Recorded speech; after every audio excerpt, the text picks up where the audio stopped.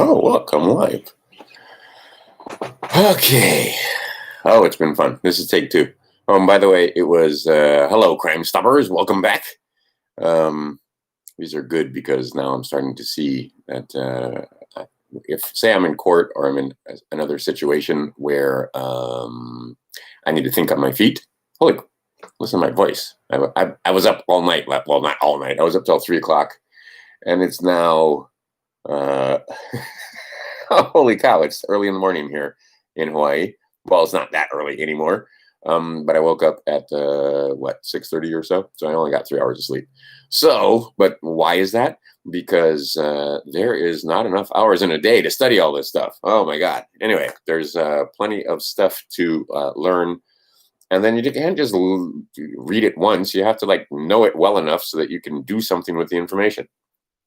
Also, again, I recommend, thanks for the likes and shares and so forth, but at the same time, just watch the video after I get done with it, and you can watch it at 2 times speed, and then it'll go by a whole lot faster. Okay, so let's see here. First thing I wanted to cover, and see, I'm doing this, I'm going to try and do this without notes and so on, just to see how well it goes. And how well I can remember this stuff. So the history lesson. Let's start off with the history lesson in the United. And this is teenagers, suckers who idolize mediocre pussy. That's a swimp, and they pronounce it simp. But you got to learn your acronyms for the for the teenagers. They crack me up. Anyway.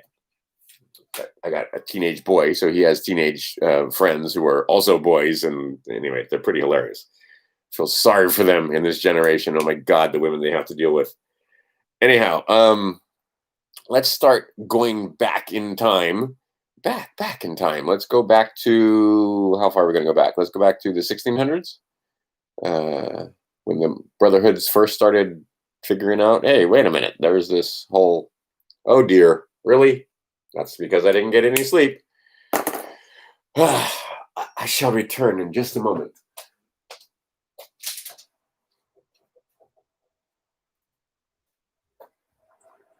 I have a runny nose. That's, like I said, because I didn't sleep at all last night.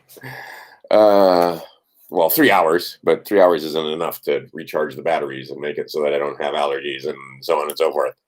And then I ate crap food that was delicious, but crappy food is crappy food, and it'll cause food allergy. It'll make you sneeze. And my son figured this out the hard way by going to Panda Express, who doesn't use any MSM or MSG, sorry. And yeah, he had the next day, he was a wreck when it came to allergies. And if you go to their official website, it says, no, we don't use MSG. But if you search a little further, you'll find that, yeah, there's some artificial ingredients in their food. It's not like they're serving you natural, organic food that tastes like that. And I will say, Panda Express, delicious, but, he paid the heavy price of an allergy attack that lasted the entire next day.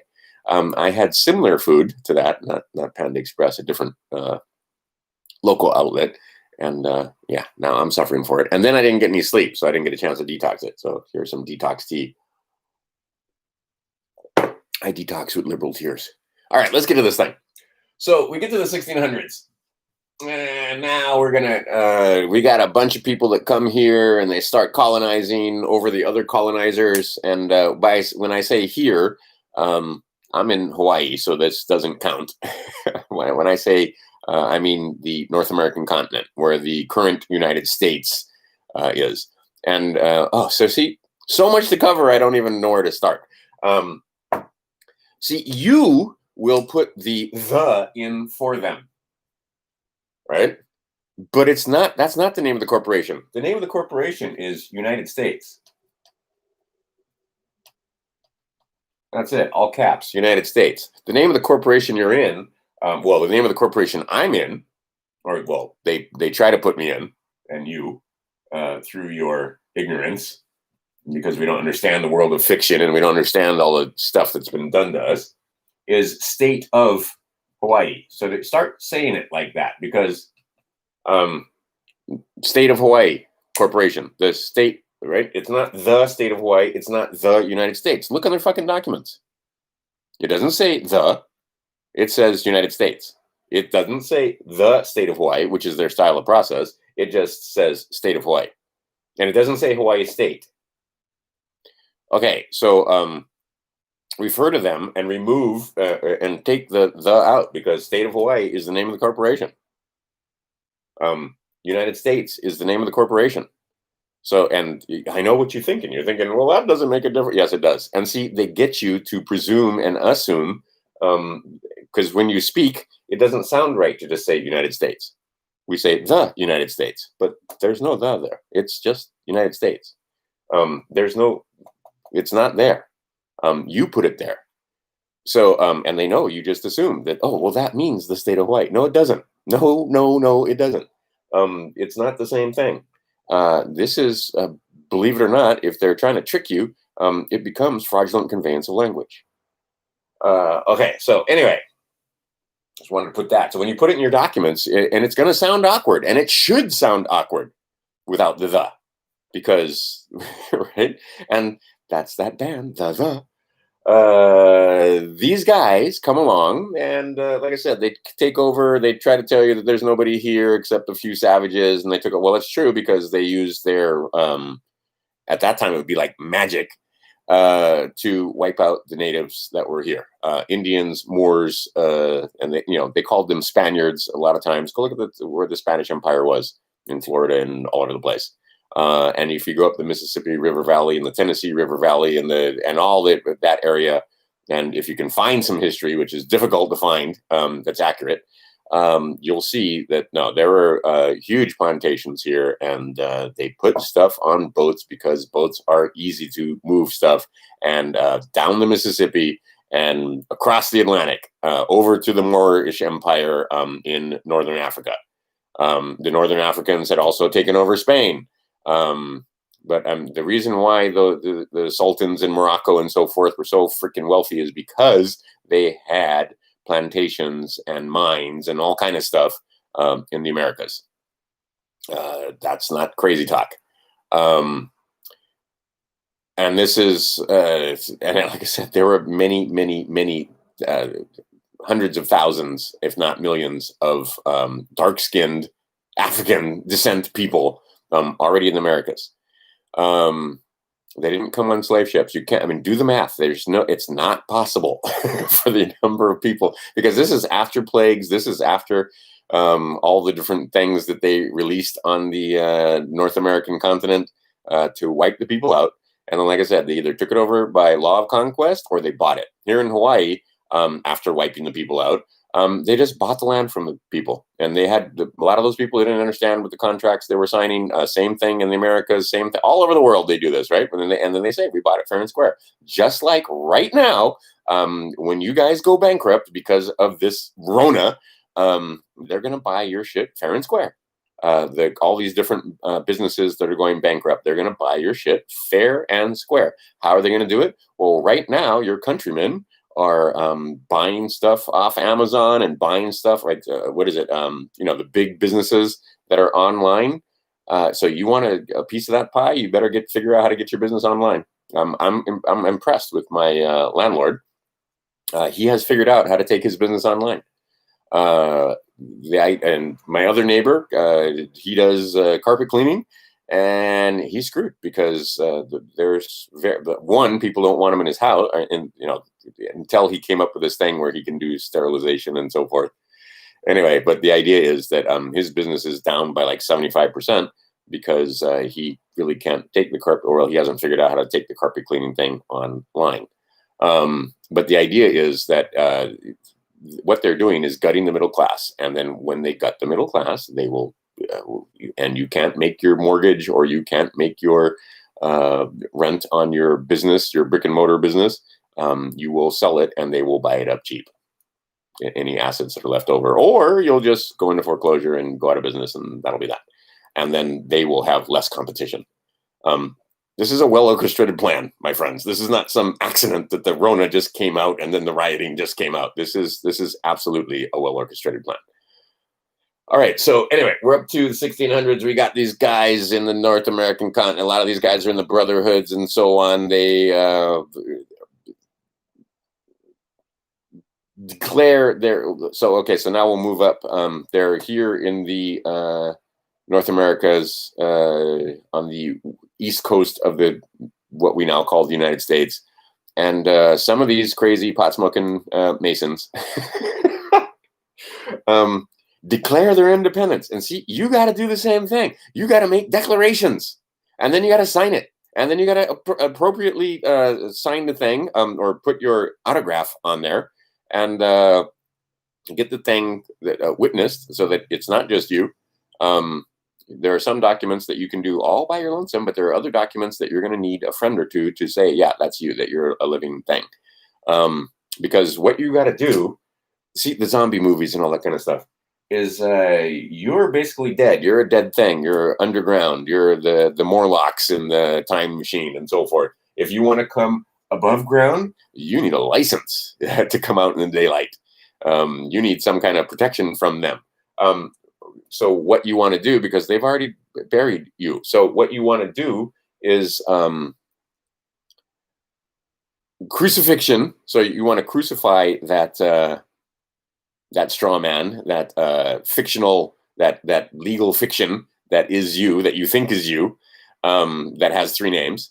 And then you want to, the thing is going to, all right, so you kill it, you put it under, and then on the third day, you shall rise, and then you will be above ground, and then you will have heaven on earth. That's basically the metaphor. But the idea is that you need to crucify that thing, and there's like paperwork to be done to do that. Let them know that, hey, wait a minute, that's not me. Right?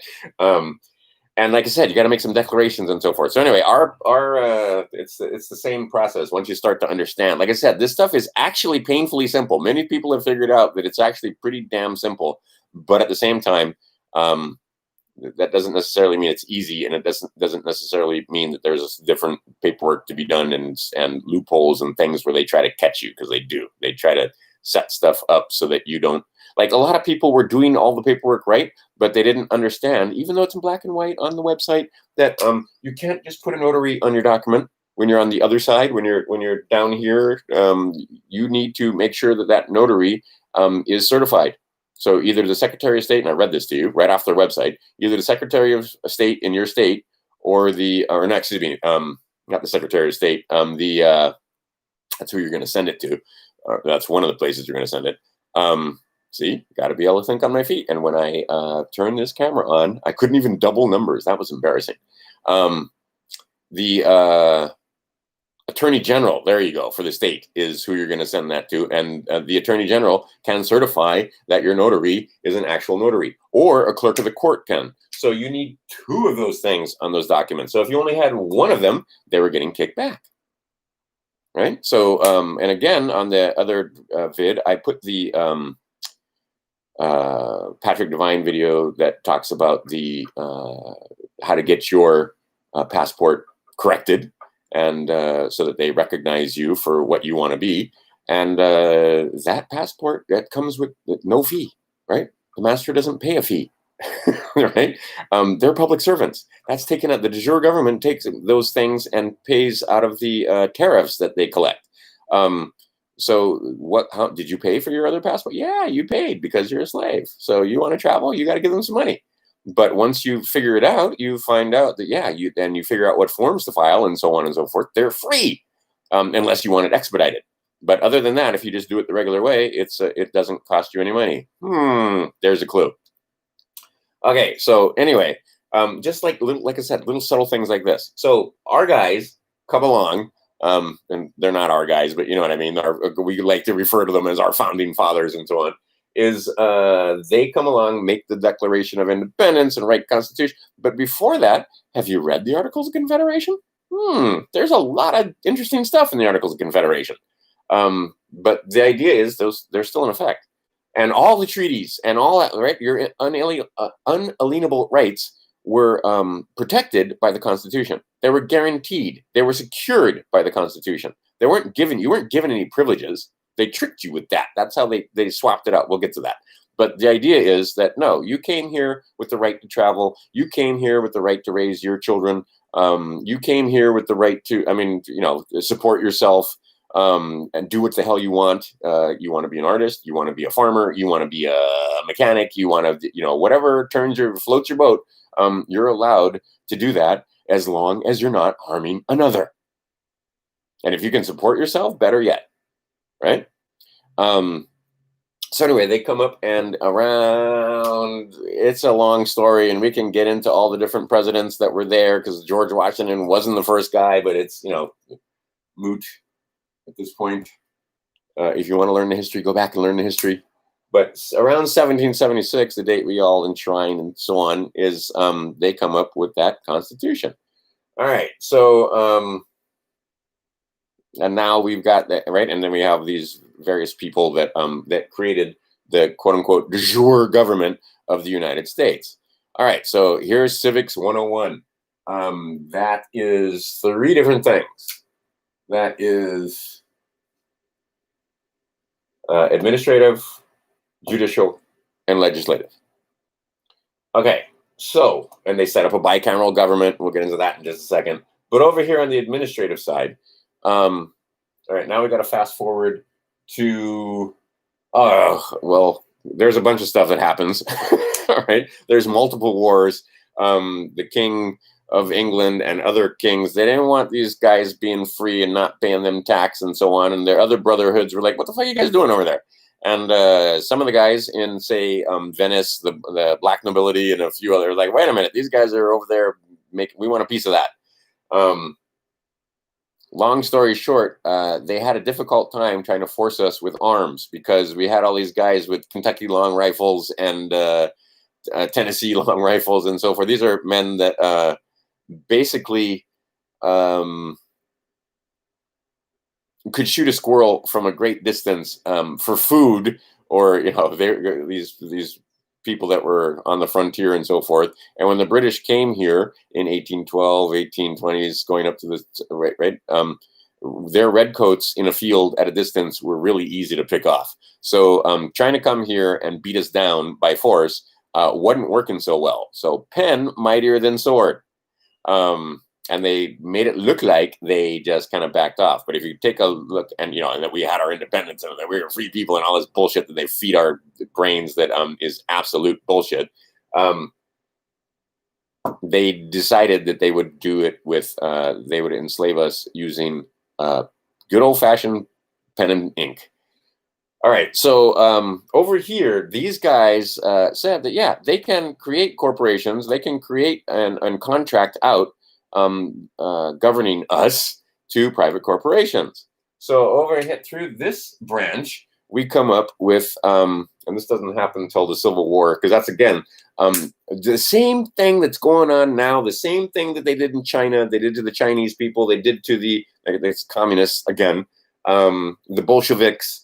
Go back and look at Venezuela, Cuba, Germany in 1933, that same plan.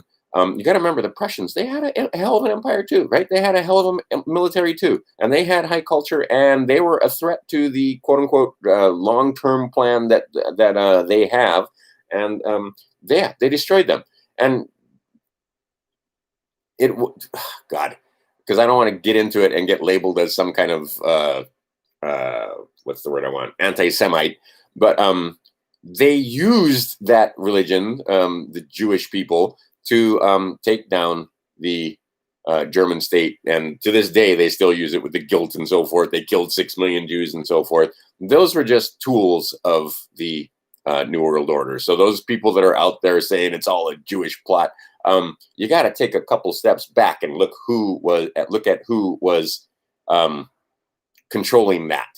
The idea is that, yeah, they use those guys, just like right now. What are they using? They're using the Muslims to try to take down the United States, a lot of it. And it's not just Muslims, but the idea is that they will use whatever religion, whatever means they can to take over the state. In China, they got those people to accept communism. the same way they're doing it now. Go look at how Mao and those guys took over. It's the exact same plan, the same plan that the Bolsheviks used, and the same plan the Nazis used, the same plan, right? It's the same thing.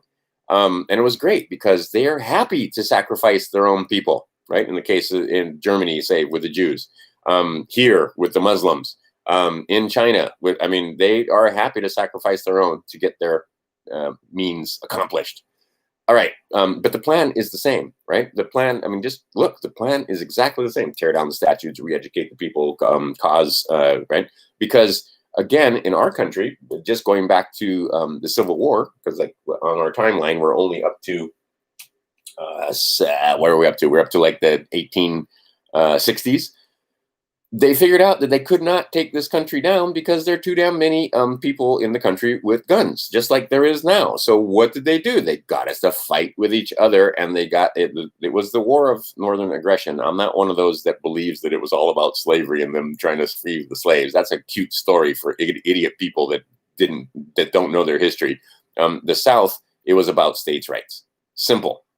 And that's why Lee, like I said, it took him a while to figure out what side he was going to be on, and he decided to go for the South because states' rights, right? And it says in the document, that Constitution that they wrote up, that the states had the right to secede. So they did secede because they didn't agree with that government, and they didn't get a quorum when they came to the Congress. So they walked off, and as you know, there was a big ass war, and 600,000 Americans died because, again, Britain couldn't project power here. The monarchs the official monarchs in Europe could not project their power across the ocean and fight us. We had become too numerous and too strong and too much military and too many men, or not military, but too many regular old citizens with guns. So anyway, they got us cleverly to fight with each other, and 600,000 Americans died. Imagine what the population of the United States would be if we hadn't wiped out 600,000 men in 1860s, right, up to the 1865.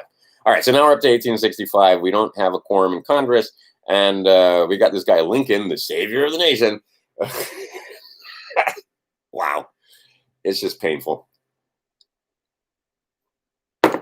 Anyway, so and he comes up with this other government of the United States, the corporation. They got the bankers and a few other guys, because he was everything that he tried to do was subverted, basically, because he tried to get sound money. The greenback, go look at the currency. It's all about money. It's always about money. It's only about money, unfortunately. So 1865 or so, the war is declared over, but we still don't have any kind of, the southern states wouldn't come back. So in 1871, fuck it, they just did it themselves. And that's the date. You'll see that in the Fiji Builders Club video that I took down, and I should remake that video. That should have been take one.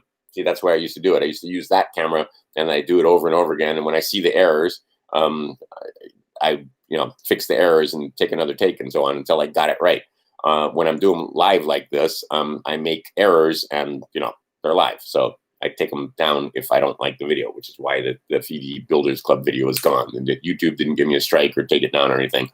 I took it down because, anyway, so many errors. It's like when I don't know if you play on social media, but if you play on social media and then you hit send, and then you don't notice until after you hit send that there's errors in there. Like I wrote to a friend of mine, you got some shit friends. But of course, autocorrect changed shit to sit. Right? Because you can't say shit if you got a mouthful using autocorrect on some of these tablets and so forth.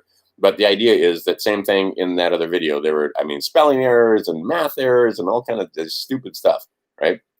Anyway, so, and the idea also is that I got to get to the point where I can stand on my own 2 feet, say in a court of law, under stress. So this is also practice for that. And that's why I'm trying to do this without notes. How much of this can I remember?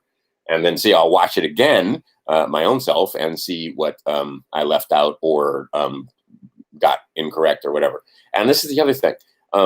Because of that, like I said, don't trust me. Do your own damn research, right? Because I don't always get it right. And I appreciate it when people send me stuff like, excuse me, Aravis isn't one of the 7 deadly sins, or whatever, right? Or like when it's on the tip of my tongue and I can't freaking get the word out, like Gardasil or whatever it is, or customs agent or whatever word I'm looking for, because like I said, something seems to happen. And see, this is good for me also because it gives me some empathy for my students when, because I have students where I know they know the answers and they come back with a B or a C, and because their subconscious mind or something else goes on when they get under that stress and they cannot spit out the mathematics that they know for a test until such time as they know it so well that they can't fail, right? Or they can't, because I have a lot of students that get hundreds on tests after a while. But when they first start out and they're freaked out about the mathematics and they've got test anxiety and all that kind of stuff, well, this is, I don't know, camera anxiety. What the fuck? I don't know what it is. But the idea is it makes it difficult for me to punch out the information that's in my mind and get it out of my mouth and get it correct. Anyway, so we're up to 1871. Go look at that date. That's the date that we start with this thing called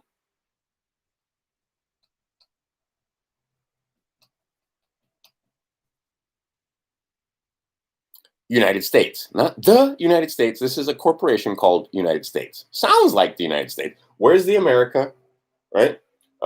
It's not the United States of America. And again, like I said, we assume that it's the United States, but it's not. It's just United States Corporation. That's the name of it. It's not the United States Corporation. It's just United States Corporation, State of Hawaii Corporation. That's what it is. And United States, they set this thing up. It has a constitution very similar to the USA, right? The USA, the United States of America, which has a constitution that goes the Constitution for the United States of America. This has a constitution that's just the United States. Oh, see, there, I did it again. It's United States Constitution, right? But like I said, we give them the United States Constitution is not the same as the Constitution for the United States of America. Again, this one and this one, and then you got to remember the Articles, I'll just shorten it, of Confed. The Articles of Confederation precede that. Okay, now what do all these things do? All these things were supposed to be to secure the rights, not give you civil liberties, not give you fucking privileges, but secure your rights that you were given by God, right? All right. So, Articles of Confederation, you might want to take a look at those things. So anyway, this United States, this is what we're all under. This is what they're doing right now. This is what Trump is trying to get you to do. He's trying to get you to swear pledges, right? They got Qs out there, like it's the greatest psyop ever. They're trying to get you to pledge to the United States, right? And see, I did it again. They're trying to get you to pledge to United States, the United States Corporation. Now, and they're trying to get you to sign up to vote, which means you need representation. And now, once you do that, then understand that, okay, so, and by the way, again, under the this Constitution, the administrative branch is allowed to contract out the legal business of the United States of America to various corporations to get the job done, right? So this guy, they're also allowed to contract out. And this conversation came because, it's a long story, but the idea is that United States, it looks like a duck and sort of kind of, but it's not the duck. It's not the one you want. All right, so these guys over here, they give you civil liberties when you sign up for them, and they get you to pledge to them. And again, we started out free. Now 1871 less free, but guess what? We still had a sound money. And from 1871 to about 1913, 1933, actually, it took a while to do it because they do it in gradation. They don't do it all at once. This was a very prosperous nation still under this corporation, because we had sound money, but the bankers didn't like that. They didn't want the people having gold and silver as coinage and being able to transact business without them being able to take tax out of that and fees and license and so forth. So the United States Corporation has, and this is all happening inside the 10 square miles of the District of Columbia. All right, so the United States Corporation also has subsidiaries. Those are the states. The state of wherever you are, state of Washington, state of California, state of Hawaii, state of Ohio, state of Delaware. It's not Delaware state, it's not California state, it's not Montana state, it's state of, right? As soon as you see state of, you're here, you're not there, right? Okay, so state of our states, we'll go with Hawaii, but any state. And this is the Roman system. This is going back to Roman times. The same damn system is broken into two districts always. Right? Sometimes it's helpful to draw some pictures. So they're broken into two districts. That's going to be where you got one senate. You got two senators for each state. Okay, now each one of these districts is broken into sub-districts. And you can call them parishes, you can call them precincts, you can call them whatever the fuck they are in however your state has set it up. Where you have representatives that sit in the bicameral government. So you have these two, those are your senators. And then you have the guys that represent in each individual district, those are your congressmen. That's the House of Representatives, right? So, and it depends on how big your state is. And this is done by population. Right, so California has more representatives in Congress than Hawaii does. New York and Texas have more representatives than Delaware or Wyoming, for example. All right, so each one of those, right, and those guys represent you. So you have two representatives in Congress to represent you in this corporation over here. One is the senator that is in, first district or second district.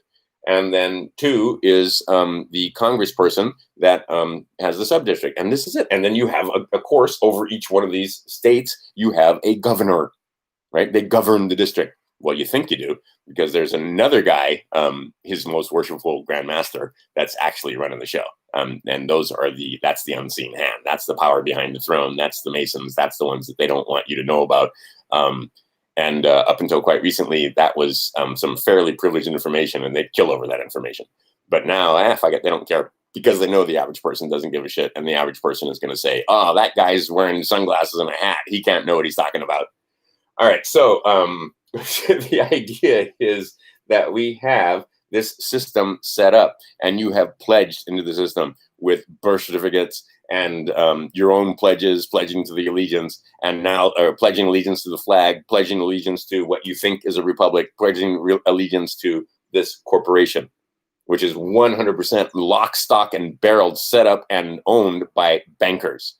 All right, where are we up to? We're up to 1871, and like I said, we go up to about 1913. All right, so now they start, the Bolsheviks, the communists. It's a long-term plan. It's like a 500-year plan. Obviously, these others might live longer than us. Just saying. There's a possibility. Just a possibility. I'm not saying this is gospel. That there are others that we're like pets. We'll make great pets. And we do make great pets. That how many dogs have you had? Right? Do you have the same dog as you had when you were little? My dog died a long time ago. And I know people that have dogs, and it's the third, fourth, fifth generation of that setter or that Rottweiler or that Mastiff in that family, right? It's the same the dog that they had when they were children was bred with other dogs, and all right, okay, that's us. So the idea is, okay, so now we're up to like 1913. What happened in 1913? I'm sure this crew understands what happened in 1913. And in 1913, what do they do? All over the world, right? They started making the changes. The Bolsheviks, just look around the world what they did. Here in the United States, they gave us the fiat money system, is what they did. All right, now, and it took about another 30 years. Actually, it was 1929 when they crashed the market on purpose. And again, same fucking thing they're doing right now. They crash the market and they take the land. They buy shit up for pennies on the dollar, right after they print all the money and they've got all the money in their hand, they get this guy named Roosevelt, fucking socialist bastard, that absolutely was a slaver, and right, and again, only the front man, right? You never see the power behind the throne. You never hear those names. You'll never know who these people are, right? And in fact, it's to the point where there's a whole bunch of people that'll call you conspiracy. These people don't even exist. And anybody that says different is a fucking crazy talker. Anyway, and like I said, you got to be a good cheer. You can't get angry. That's what they want. And they want us fighting with each other. Like I said.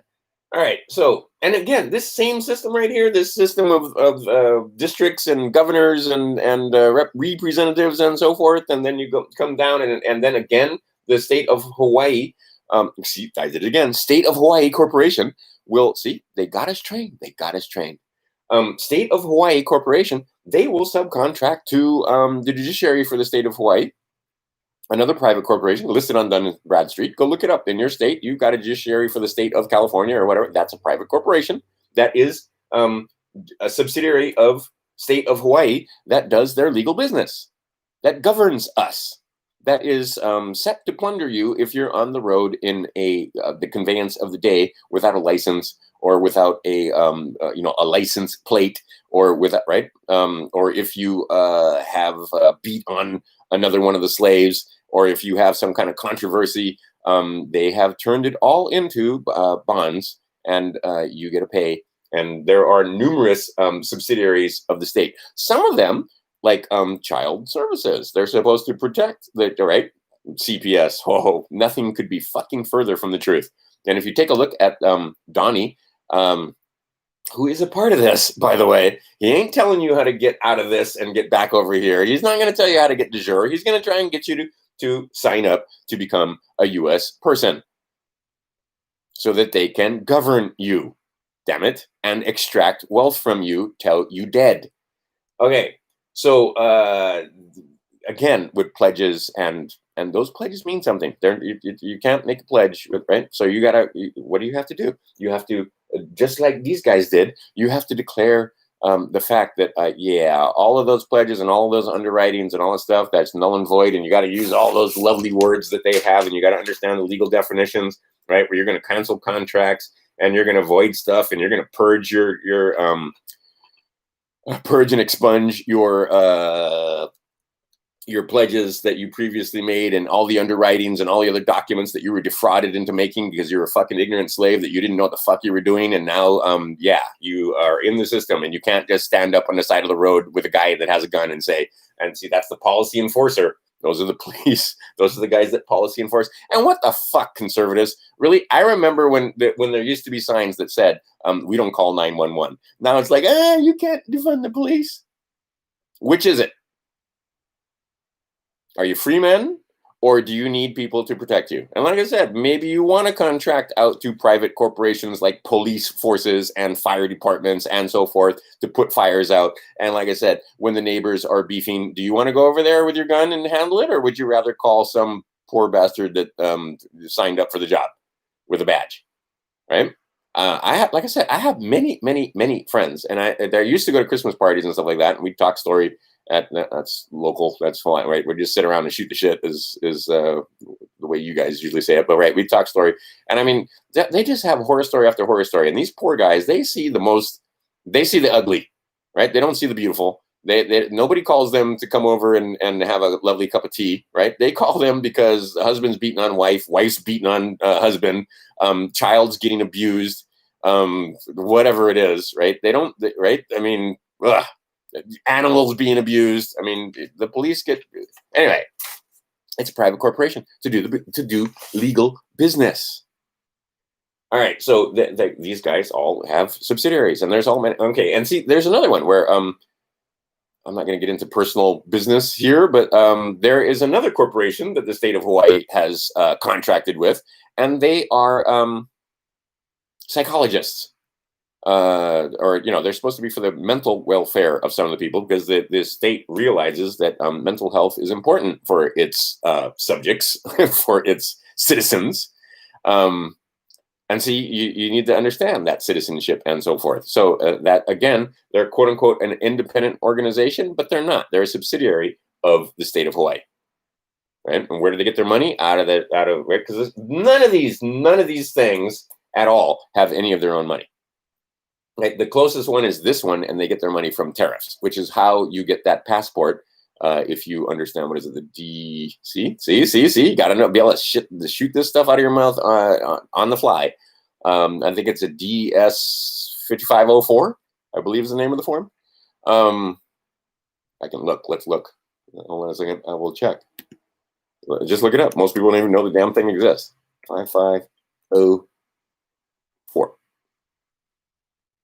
Well, yes, it is. Okay, so that form right there, that's free. There's no fee for that, unless, like I said, unless you expedite it. How come the other one, that passport that you're used to, costs you money? Because anyway, all right. Hopefully, you can figure it out for yourself. But the idea is that these guys don't have any cash. These guys don't have any money. They don't make anything. They don't do anything but collect fees, taxes, and tariffs. Right? They get you to engage in commerce, and they take a piece of it. They get you to want to travel on the road, and they give you a license, and they make you license your chariot or your conveyance of the day, and they take a fee for it, right? And there are the good guys and the bad guys, and the good guys, quote unquote, the good guys, and you got to use the term loosely. They want you back to work. They want, right? These guys, they want 100% dependence. Well, these guys, we'll go with the Democrat guys, the socialist guys, and we'll get there. We're only at 1913. We haven't got up to 1929 and 1933 yet. But they want you dependent on the state, right? And what they want to do is basically enslave you further, and that's where we're going, kids, or like it or not. The other guys want to free you up a little more, but they certainly want you pledging to the United States or to United States Corporation. They want your full faith and support. They want your children. They want every bit of your fucking labor. They want all of it, right? They want to be able to license and tax and fee and really a fucking license for your dog, a license for your bicycle, right? And you got to pay fees for that. A license and for every fucking thing you do. Right? They're not your friends. Damn it. All right. So because I got all these friends that are Trump supporters, and that people think I'm a Trump supporter. I am, but I'm not. I recognize the enemy of my enemy, but that enemy is not my friend. How fucking hard is that for you people to understand? Well, like I said, this crowd probably not the same, but I mean, most of your friends cannot fucking get it through their fat heads that the reason why they want you back to work and they want a strong economy is because they want to take a piece of that for themselves. Give you a check for $1,200, give their friends hundreds of billions, and you can't, it's just numbers, it rolls past in your head. I know for a fact this is the case because 1,000 million, you can't even conceive of a million, much less 1,000 million 600 times. Right? We are now up to $25 trillion in quote unquote debt. Who do we owe the money to again? But these guys are making huge, huge amounts of money while you get scraps. And where do they get it? Because they aggregate the wealth from 325 million of us. And they figured out that if they take just a tiny little piece, you won't squeal too much. Right? Back in the day, they used to take all your labor.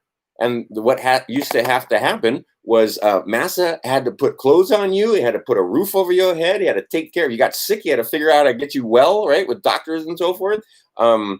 Every goddamn thing Massa provided for you, right? I come from people on one side that were absolutely those kind of slaves. I also come from the other, descend from the other side that actually owned slaves. Pick a side. I come from side. I mean, I am the American mutt. I come from people that were Slavs that came over here because the Russians were taking over the Baltic states, Lithuania, Estonia, and Latvia. And my Lithuanian ancestors were like, fuck this, we're out. And they went to the United States, and then they got ripped off. And I haven't got there yet. In 1933, one of the brothers stayed here, and one of the brothers went back to Lithuania. On the other side, we had Germans that came in way back in 1849. that came to the Americas because they wanted to practice their freedom of religion and so forth, which was enshrined in the First Amendment, which you guys couldn't even fucking stand up for this last time they came after you because you had a mask on and you had to do social distancing and ooh, this virus that has a fucking 99% chance of survivability, they told you to stay home and you fucking stayed home. Right? I don't know how many people here are Christians, but I have my respect for the last shred of respect that I had for the Christians, for the most part. There are very, very few that just went, fuck you. That's why my ancestors came. That's why your ancestors came here, is freedom of religion. And you guys couldn't stand up for the First Amendment. Oh, Trump's going to fix things. Right? Trump's watching this thing happen and using it to his advantage. Just like the Democrats are, getting you to sign up to become a U.S. person. Not a man or a woman, not an autonomous thing that can govern itself, but a thing that is subject to plunder, an adult that needs the private corporation that administers the legal business. Right, so you're subject to that. So you'll walk into a court of law and hand over whatever that judge says. They'll write bonds on you that you don't even fucking know exist. And when somebody points it out, you're like, "That's like, go look into it." If you got a court case, if you've ever been in court, they wrote bonds or they modified bonds because there's a whole system in place that I'm not, because it gets too complicated. I can't get into everything at once. You got to do one thing at a time, and that's why it takes hours to get through this. So you got to do your own damn research. But understand, you are bonded. You are a fucking chattel slave bond, right? They fucking own you. They own you and they own your kids, and you're the fucking one that signed the document. I did not sign a birth certificate. There are no birth certificates anywhere with my name on it.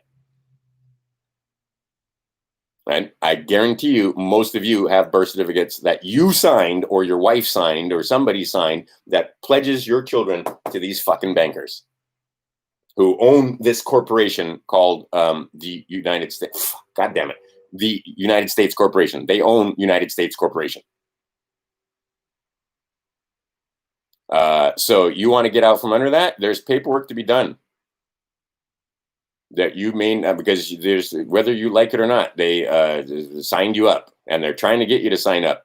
Because only about, if you look, last election, what do we have? Even in, the hotly contested election where everybody was so excited about Trump and anyway, and wow, Hillary Clinton. Yeah, what, 60 million there and 60 million there. That's 120 million. How many Americans again? So they want better turnout. They want more people in the United States Corporation. Is that hard for you guys to understand? Yeah, it's very difficult for you to understand. And they have written bonds all over you from the time you were born, because that's the other thing NASA used to do. And this is the thing I learned from my wealthy friends, because I got multiple educations because I was the poor little black child that went to my mother was a school teacher. She wasn't rich, but she understood the power of education, and she tried to do the best by me as she could. Right. Then the idea is that I was put in I went to this private school that was a very interesting experiment. And I got to hang out with the old money, as it were. And what the old money does, when they have a child, they buy bonds. They set up bonds. They set up trusts. They set up all kind of stuff so that they don't touch the family wealth. So you set up a bond. You put, I don't know, you put $10,000, $15,000, $20,000 aside when that thing is born. When that child is born, and they don't get to touch it till they're 35. And well, if you can do any kind of math and understand what Einstein said about the power of compound interest, by the time that child is 25, 35 years old, and a lot of times by the time they're 25, they can start drawing on those investments. Just do the math. It turns into huge amounts of money, especially if they've got a good money manager that's all they do full time. Because these guys that have money, they're smart enough to form corporations or form companies or hire out people to manage their money for them. They don't fucking manage their money themselves. I mean, some of them do, but for the most part, they'll give it to a mutual fund or whatever. And then again, by the time the child reaches the age of majority at 18, and usually not 18, usually it's 25 or 35, I know plenty. This is Maui. There are so fucking many trust fund babies running around here. You can't shake your finger at all of them. Okay, I mean, I know one guy that he used to have to suffer through with, I think it was 10,000 a month that he could draw without touching the principal, is what he figured out, because that's how much the investments were making, because he hadn't touched them till he wasn't allowed. It was in the will. See, and these people have wills. Like I said, you got to be not insolvent, not intestate, and I didn't even spell insolvent correctly, and nobody fucking corrected me here. Right? There's an L in insolvent.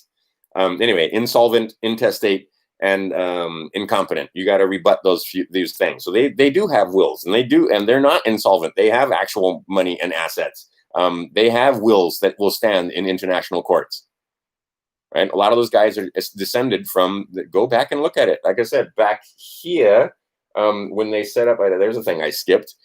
Back here, when they set up that corporation after the southern states had seceded and wouldn't come back. They in 1865 or so, look at the congressional record, there were 300 families that were exempt from the 14th Amendment of United States Corporation.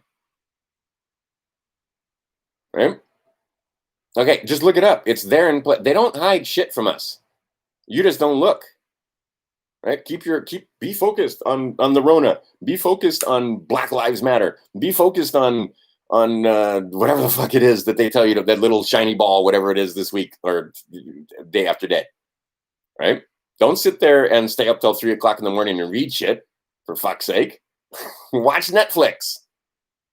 And then even when you watch Netflix, you don't see the absolute disclosure that they're giving you, because they have their crazy religion and they have to give you disclosure. And what's one of the best ways? Now, many of you are figuring out that it's not crazy talk, that, yeah, they do disclosure through our media. Simpsons, too many, right? Trump going down the escalator, 9/11. I mean, if there's you can go here on YouTube and find all the stuff that's in Simpsons. Why? Because from ancient times, from before this time, the jester was allowed to speak truth in the court. So cartoons, yeah, it's just Simpsons, right? No, that's crazy talk. Family Guy, Simpsons, other places. They're not, which is why. Oh, see, I'm gonna get in trouble. I'll skip it. But the idea is that Simpsons, there's a lot of stuff in there where people go, Mern? That's because the disclosure is there. V for Vendetta, go watch that movie. Pirates of the Caribbean. I can name a bunch of stuff. If you are familiar with Patrick Devine, watch his videos. He mentions many of the videos wherein they're giving you disclosure. The other place where they give you it's not disclosure, it's the same system. It's the same freaking system of districts and governors and mayors and counties where they count the slaves, right? Inside these, because a lot of times, like I said, parishes and counties and so forth. And then what do you have inside those districts? You have, usually you have counties. In Hawaii, we have Kauai County, Oahu County, Maui County, which is 3 islands, right? That's not the land. And Big Island County. And what are they counting? They're counting you, slaves, and how much revenue they can get from each one of you via county tax, state tax, and federal tax. That's all you are, Duracell. Is a system. They've set up a system to remove wealth, and they figured out that they can't take 100% of it, because if they brand you and they put you on a little tiny plantation, you get upset, and then you try to set yourself free, and you hear about Harriet Tubman and Frederick Douglass and all these other guys, and you get testy. Right? So we have this massive plantation that's called the United States. And like I said, hit the like and subscribe button if you want more of this shit, or not. And like I said, you may want to just check out and come back when it's finished, and then watch it at 2 times speed, so it doesn't take up so much of your day and so much of your time. But anyway, the idea is once they have you in this system, now they can take just a little bit, because if they take all of it, you get testy. And see, I was like, I'm going to walk off this plantation. Yeah, where am I going to walk? Where am I going to go? The whole fucking thing. Back here, if you take a look at what happened between 1820 and about 1890, it took them a while, but the whole world. Down in Fiji, 1871. Here in the United States, or here in United States Corporation, which is, by the way, that 10 square miles, but 1871, that's the date. You'll see lots of people that will tell you they went into court and they talk about Dred Scott. Dred Scott is a case in the de jure Supreme Court that these guys do not recognize, that basically says you're more, or you're of African descent, you cannot be a U.S. person. So of course they don't recognize it. But I mean, go look at Dred Scott. Go fucking read Dred Scott. Not that it's going to help you if you don't pull yourself out of that, but I mean, go look at Dred Scott if you've got some color to your skin. And so, what does it say? What does it fucking say? It says you cannot be a U.S. person. That's what it says. Can never be. Right? You are a man upon the land, not a person in residence. All right. So anyway, the idea is that we're still at 1913 because I'm blabbling along here. But this same system is the same system that the Romans used. This is the same. This is a great system going back, right? There are other systems. The Chinese use a different system.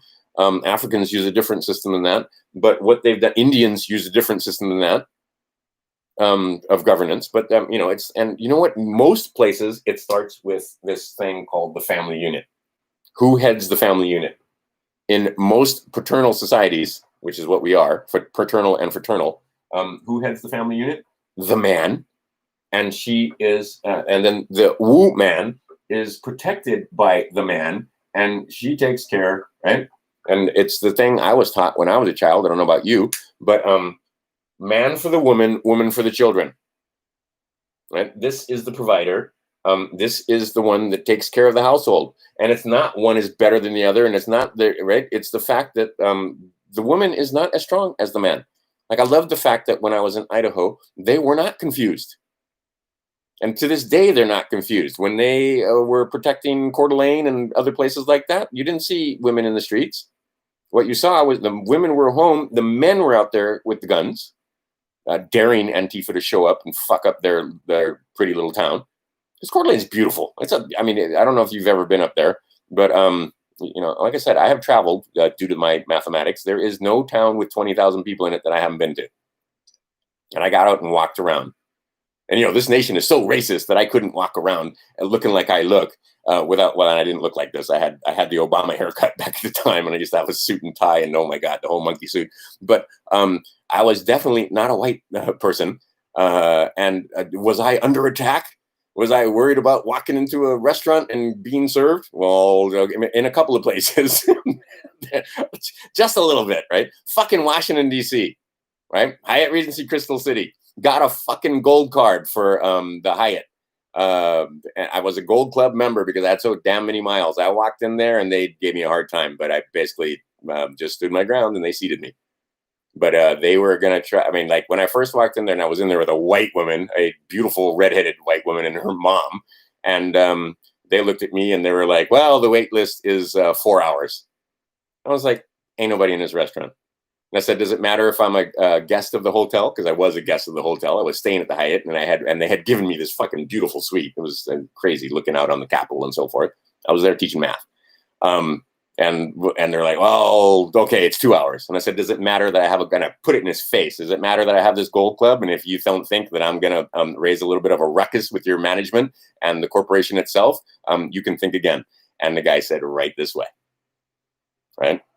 I mean, and I've been in places like Idaho and Montana and Utah where they wouldn't cash a check for me when I walked into the bank and so on and so forth. Don't fucking kid yourself. There's racism in this country. But overall, the people in this nation are good people. Right? I was never worried about, until recently, I was never worried about being attacked. And now we got white people in this country that are worried, that's driving down the street being attacked by these BLM guys who are supposedly anti-fascist.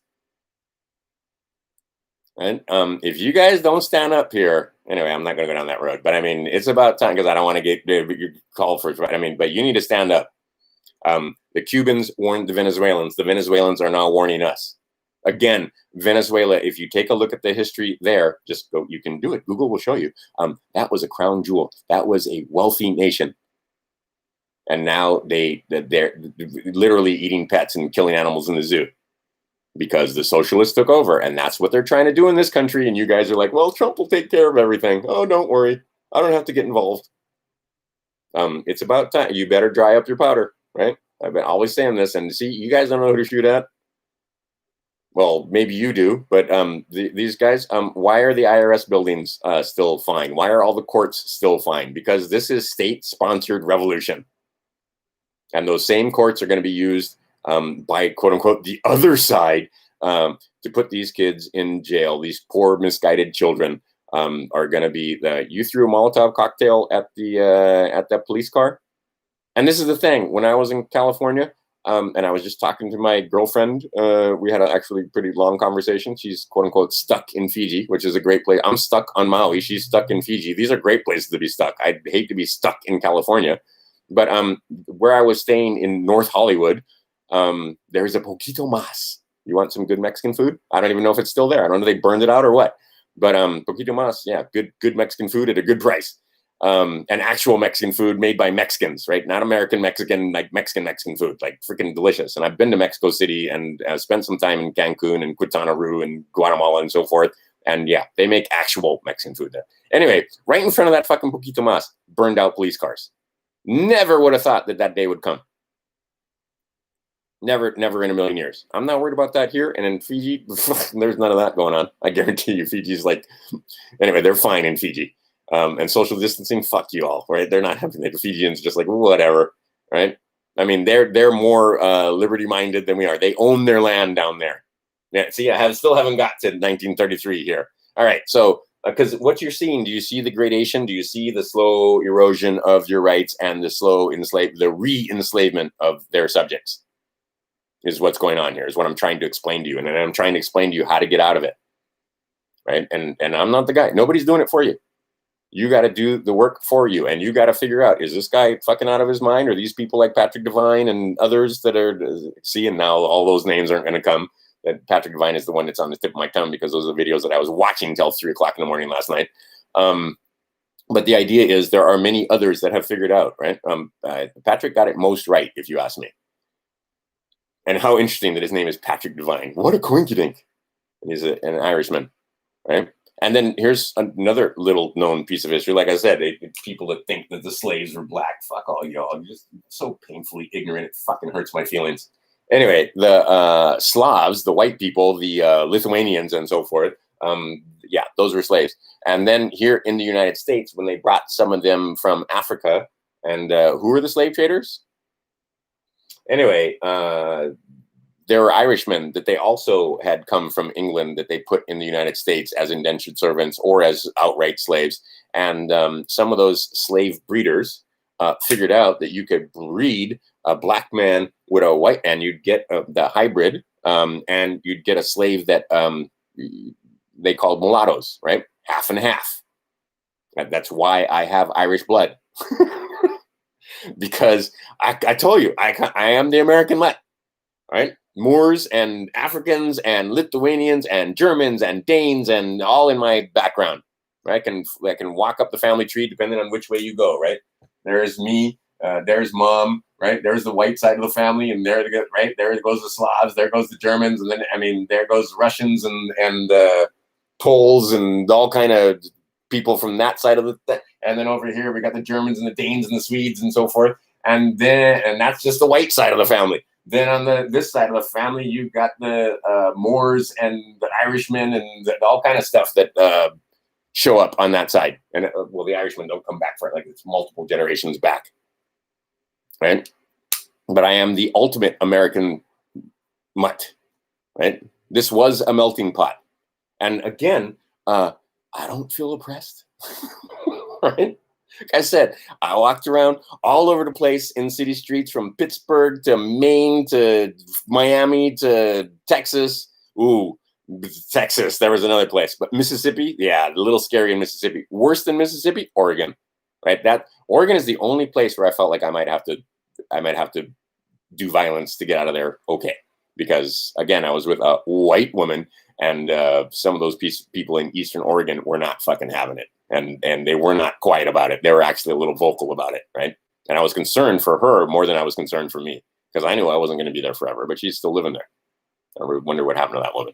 But anyway, the idea being is that, yeah, don't kid yourself. There's plenty of racism, but at the same time, overall, there's racism everywhere you go, right? I mean, but overall, this nation is not the same. Remember, when my mother was fucking a black man back in the 60s, when I was born, the Voting Rights Act hadn't even passed. And who fucking was the ones that were against the Voting Rights Act? They were called Democrats. Motherfuckers, don't even kid yourselves. Right? When I was, I mean, my mother got people spit. Anyway, my mother was a hell of a woman, but the idea is that she took me into the whites only bathroom and women spit in her fucking hair in Illinois and Iowa on more than one occasion. Because I wasn't white looking when I was a baby. Right? So but is that going to happen today? Not anywhere. Well, maybe now. Well, they're trying to get us back to that. We're trying to get you to the black guys will be like, oh, we need a black only place. So they segregate themselves. That's the best thing they can do, divide and conquer. Get them to ask for it themselves. All right, these people ain't stupid. They know what they're doing. Right? Divide, divide, divide. What they fear is blacks and whites, Indians and all of it coming together and holding them to account for their crazy fucking religion, wherein they do the things that they do. Because these brotherhoods, make no mistake, Benjamin Franklin, name them, they were those that, any of those Masons, the stated purpose of many of those, and they swear an oath, is to try to get rid of quote unquote religion. Right? Because they don't want you knowing what's in the Bible. They don't want you knowing that, no, really, Christ Jesus will set you free. Right? That knowledge, it really will. And that's why that Bible is in every single courtroom, and they do everything they can to bastardize and so forth. Anyway, all right. So we've got until 1913. So let's get rid of all of this stuff. I don't know. Doing pretty well considering I only had 3 hours of sleep. All right, so we're up to 1913, and like I said, you guys all know what happened in 1913. Now we get to 1929. They crash the market. They steal the land. Like I said, the one Lithuanian brother at this time, they were farmers and they were wealthy. They came from the old country. They had some money, but they could only pretty much escape with what they could carry from the Russians, and they sold their shit and came to America because this was supposed to be land of the free, home of the brave. They bought the lie. And let's see here, 1933. What happened in 1933? Because the nation was so, right, 4 years later, we were so, we had the Emergency Banking Act and so forth. Now they fully install socialist government. Right? When Trump said, oh, this nation will never be socialist, tea came out of my nose, right? Because they got that whole thing where the facade of Bernie Sanders and, Trump's the capitalist and so forth. Fuck you. Do you own your land? You cannot own your land. Do you pay tax on your property? Why, yes, you do. That tells you that you don't own it. You don't want to hear this? You a free man, right? You American that you free. Nothing could be further from the truth. Here, they made you turn in all your gold. They gave you, what is it? They gave you like $25 for it, and then they revalued it at $35. And let's talk about that for just a moment. If you took 35 FRNs that they gave you for that 1 ounce of gold and stuck it in the ground in 1933, let's see, and you took 1 ounce of gold, now that'll be our gold coin right there. That's the symbol for my gold coin. And you stuck it in the ground, and then fast forward to 2020. You see what I almost did there? Fast forward to 2020. The zeros hold place, but they have no value. Let's see here. You dig up that $35, and back then, $35. I was reading Langston Hughes. I was reading a couple others. $10 was a lot of money back then. My grandma used to tell me all kind of stories about how you would go to the store with a quarter, and that was like a lot of money, like 1 silver quarter. You could get bread and milk and cheese and all kind of shit, right? Okay, $35. You could buy a suit for $35 back then, and probably a nice pair of shoes and a belt for $35 back in 1933. Same thing, that one gold coin, right? Either or. Okay, now let's fast forward to 2020. What's that $35 buy you? And how many FRNs does it take to buy 1 ounce of gold now? 1,700 last I checked, and more. I think it was close to 1,800 for a little while there, and it's going up. It's going nothing but up. Well, 1,700 of those. Let's just call it 1,750 for fun. I didn't check before I made this video. I usually check. And silver was at, I think spot was somewhere in the 17s, but you can't get a piece of silver delivered to your door for anything less than like $25. But anyway, 1,750 of those now. The $35 is still $35. But 1,750, can you buy a suit for that and a pair of shoes and a belt? Why, yes. Yes, you can. Right? Do you see how badly they fucked you? All right, so 1933, fully socialist. They take all our gold, and Massa comes back.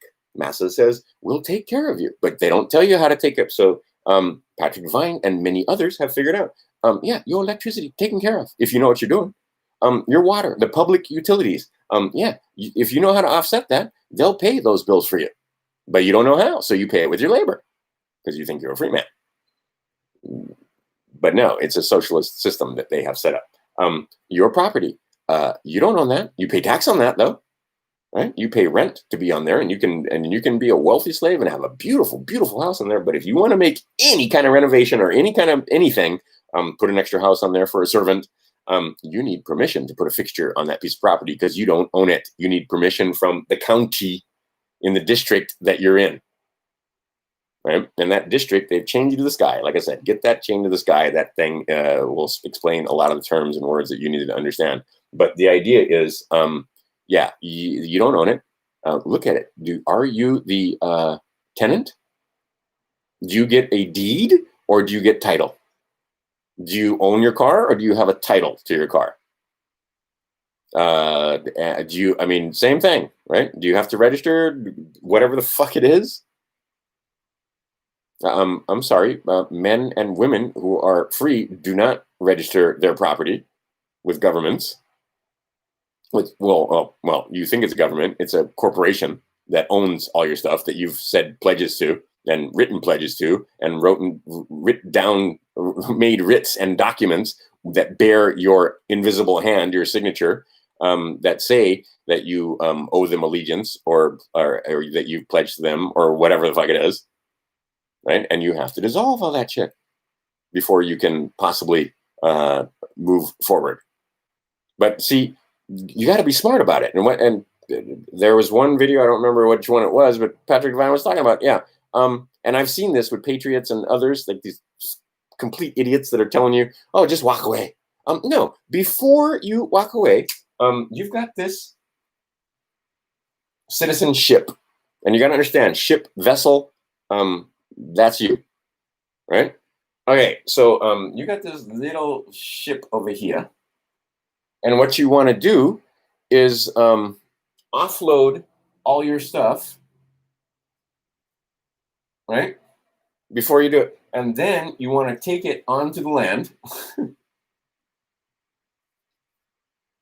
which is the United States, right? This is the metaphors that you see in the Bible. These are them anyway.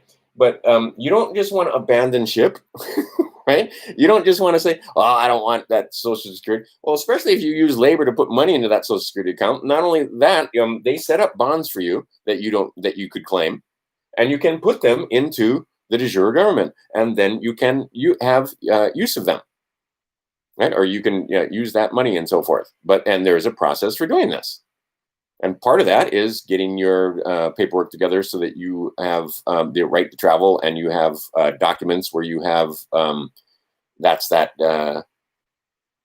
DS 5504 and so forth. There's the various documents that you need to let them know and to be able to transfer the wealth that was set up in your bondage when you were a child. What do we got going on over here? You're distracting me. Well, let's see if I can read this.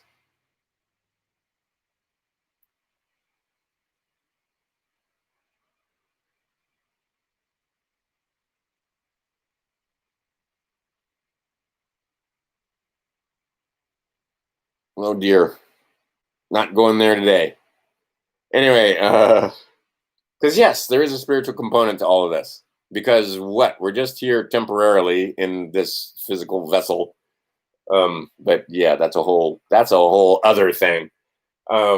But the idea is that what you want to do is not just abandon ship and abandon all of that wealth and abandon all that stuff that's been set up for you. You want to claim it and remove it into the de jure and have use of it is what you want to do. There's a process for doing it. You don't just want to pick up and walk away. All right. So the idea being is that you have many opportunities to learn how to do this stuff. And you need to understand the history, and you need to understand how it is we got to where we are. So here we are in 2020 with Dems and Republicans trying to get you to register to vote so that you become a member of that corporation, United States, in your state, right? State of Hawaii or state of California or state of wherever it is. They keep you divorced from your history, so you don't know what happened. And I skipped a whole bunch of stuff. So in 1933, they basically take over the government is what they've done, right? Then what do? Another war, right? The four ponies. They only got four ponies, and they're setting up for another one. We're setting up for another one and they told you, they put it in a book. They put the book out in public for you to inspect. There were not just two wars, but three. And I think these guys are trying to avert that third one. Right around 1949, they changed the court system up and made a whole bunch of changes. 1950s, they made it so that if you didn't pay tax, they could take your property. And there's all manner of lamentations from various senators and representatives that basically told you that in the 1950s, this is when we fully went communist, because if you didn't pay your taxes, they could take your land. Right? Because previous to this, they couldn't take your land for non-payment of tax.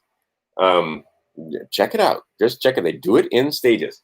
Then in the 1965, they took all the silver out of the money. And then in 1971, they took us off the gold standard. And you see the result. Now we've been on fiat currency ever since. And now we are in 2020, and they are about to try and go back to, right? We'll see how well that plan works. But again, they figured out that you will be much more prosperous if you had sound money, right? And if you're much more prosperous with sound money, then you can remove, or they can remove more wealth from you, taxes, fees, licenses, and so forth, right? They'll get you to license your dog. They'll get you to license your bicycle. They'll get you to pay a permitting fee to renovate your bathroom. They'll get you to, right? You want to put a little shed on your property to store your tools. You got to buy a permit for that. And then you got to pay a building inspector to come out and make sure everything's copacetic and all right. That's one thing I like about Fiji. You want to build something in Fiji? Build it. It's your property. Build something on it. You don't need permit from the government. Right? Don't get too crazy. They might come and tell you, well, you can't go put a 50-story building out there. But at the same time, it's your property. You want to build a dwelling for yourself? Yeah, build a dwelling for yourself and don't bother us. That's a much different attitude than you can't build a dwelling. But like I said, Trump ain't your friend. Damn it. He ain't here to fix shit. Well, yes, he is here to fix stuff, but not the way you think. The idea is that, this whole thing that's coming up, what they want is that they want you happy slaves, being happy, and paying all the fees, licenses, and taxes. You want to drive a car? You need a license for that. You want to have a car? You need a license that. Are you going to get the title? Yes. Are you going to get the pink slips and ownership? No. The state's going to have that. On your property, are you going to get a deed? No. You're going to get a title. What's the difference? Right? In Mexico, you still got deeds. In Fiji, you still got deeds. In lots of different places I've been, there are deeds. You own the property, and there is no property tax. They don't tax. The government isn't so brash as to trick you in. But see, in the United States, we're mind washed because from the time you're a little child, pledging allegiance to the flag, Heil, you are thinking, and you have been told that you are free men and women. And no, you are persons, and you are absolutely as far away from being free as possible. But see, I know a lot of people that are quite wealthy who could care less. about any of this, because they've got the Lamborghini and they've got the big car and or not big car, they got the big house, and in fact they have a couple of houses, and up until quite recently, they could travel freely between wherever those places were, right? But now they use medical tyranny. That's worked so well it scares me. This thing has a 99% chance of survivability, 99% plus. In the past, when we had AIDS, in the past, HIV/AIDS, pneumonias, flu season with that was more deadly than this, malaria. I can name a long list, right? And now we got the fucking governor of your state and my state, probably, but for sure the state of Hawaii. See, there I did it again. State of Hawaii Corporation, not the state of Hawaii. There is no the there, right? Style of process says they have to use the.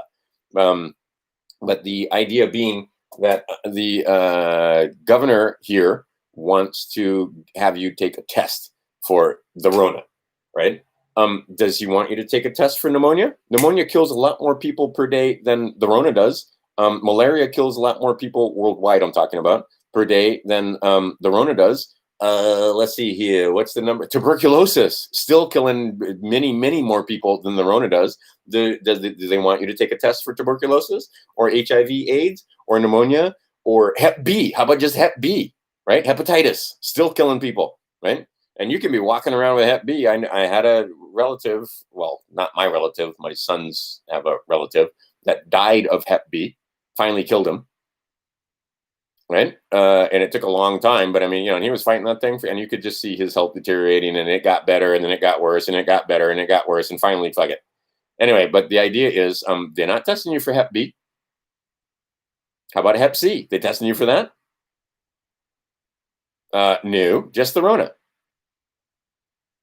And here in this state, they got these people crying out for it. Oh, you got to test them before you can come here for the Rona. Because they got you, they got control of this. They don't need control of anything else. Like I said, if Massa had, was taking care of you and I was on the plantation, was doing all, and you were 100% enslaved and you had your cat or whatever it was or your collar, you're going to get upset about that. But if you can't see the chains that bind, they figured out you can't see the chains that bind. But I mean, what the fuck, people? This thing has a 99% survivability rate, and that's the only thing they're going to test for when you get on a plane? Might not be about the Rona.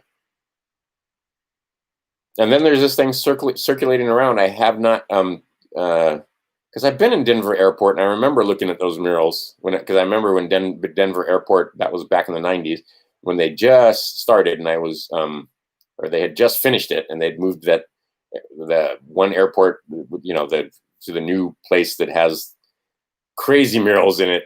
And even I was walking around that place. One time I had a layover there in Denver, and it was like 5 or 6 hours in between. I don't remember where I was going to, but I mean, they couldn't set it up so that because normally I would not have long layovers in airports. I mean, there's a few times when I sat around airports for hours, but Denver Airport was one of those airports where I had that layover. And I was just like walking around going, what the, wow, right? And at the time, because I didn't know what I was looking at, I was like, wow, this is really cool. I mean, this is crazy. Like, what is this, modern art? What the hell, right? No, because see, ignorant slave, I didn't understand the symbolism that I was looking at. People are starting to figure out, yeah, there's some symbolism in there, right? Because they hide nothing from us, nothing. If you have friends that travel, or if you have friends that are flight attendants, get them to take their fucking cell phone out and send you video of them walking around Denver Airport, Denver International. It's pretty interesting in there. Anyway, there's this thing floating around where there's all these people with their masks or flags, and supposedly this was made in 1994. I cannot confirm nor deny whether this was the case, but if that is the case, that should make it pretty clear that the plan is long-term and preconceived. But I don't remember. I remember a lot of the other murals that I've seen pictures of. I mean, I remember them because I was looking at them, and I remember spending quite a bit of time just like, what the? I mean, strange symbolism, like that one Mexican artist and so forth. But I don't remember the one with the masks. I don't. It seems to me that one would stick out in my mind, and I don't remember. I just don't remember it. So that doesn't mean that it wasn't there. It means that when I went through there, I don't remember it. And this is, I haven't been in that airport since the 90s. So maybe it was, maybe it wasn't. But that would be interesting to confirm or deny. And the easy way to confirm or deny is somebody goes to the airport and takes a picture and sees if that thing was there. But there's a picture where, like I said, all these different people are wearing the mask flag of their country. And the first flag in the upper left-hand corner is a guy with an American flag over his face in a mask. That would be interesting if it's true. And I keep seeing this, that this was made in 1994 and so forth. I don't know if it's true or not. If somebody can confirm or deny in the comments or over here, that'd be great. But the idea is this plan is a plan that has been in place for quite a while. Because they couldn't do medical tyranny worked better because it's asymmetrical warfare. It's the same plan that the Mao and his people used to take over China from people that thought that could never happen. It's the same plan they used in Venezuela. It's the same plan they used in Germany. It's the same in 1933. See, again, that date, right? What was going on in the United States? What was going on in Germany? Go look around the world. You can't just look at one piece of history. You can't just look at one country's history. You got to look at world history because it's a worldwide organization. And the idea was to enslave the whole planet, not just the United States, not just Germany, not just Russia, not just China, the whole fucking thing. They want it all.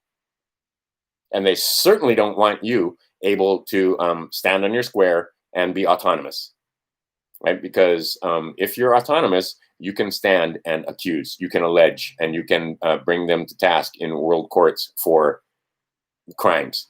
Oh, that's the thing. And I'm going to put that video below for sure. There's a great vid. There's two of them. There's one that was floating around Facebook where there's the Ventura County. I don't know who the guy was. He was some kind of either commissioner or health guy or something like that. And he was just lambasting, because he was giving a testimony. He goes, what is it? He goes, I waited 2 hours so I could speak for 2 minutes. And he tore him a new asshole. And then Florida woman, gotta love Florida woman, right? And it's great because all the comments are, is this woman single? Because that turns men on, right? When you got a woman that's like that. But anyway, she just rips them a new asshole. And she talks about citizen arrest. Well, guess what, slave? You don't have status to make that kind of arrest. Simple as that. You got to change your status before you can make what that woman says come true. And that's why they want you. And if you are signed up to be a U.S. person, you don't have the ability to arrest your masters. I mean, and if you think you do, you're fucking fooling yourself. Right now, I realized I had drawn up all this cool paperwork because I was going to sue the governor of the state of Hawaii and the mayor of this county for all men of constitution. I don't have standing to do it. And if I put that paperwork in, I would be in trouble because I a slave at this moment still. I haven't changed my status. I haven't got all my paperwork in order. I haven't done all the shit that I need to do. And neither do you. You cannot go into anywhere and try to make a citizen's arrest. You're ridiculous. You're not a citizen. You're a chattel slave of the United States Corporation. Damn it. United States Corporation. No the. Right? Living in the subsidiary of state of Hawaii or state of California or state of Colorado or state of Texas or state of Florida. Do you hear the there? No, we put that in for them because their style of process is the state of Hawaii. But I can give you paperwork. I don't have it. It's over there someplace in my briefcase where the document does not say the state of Hawaii anywhere on it. It says state of Hawaii in all caps. So that's the corporation.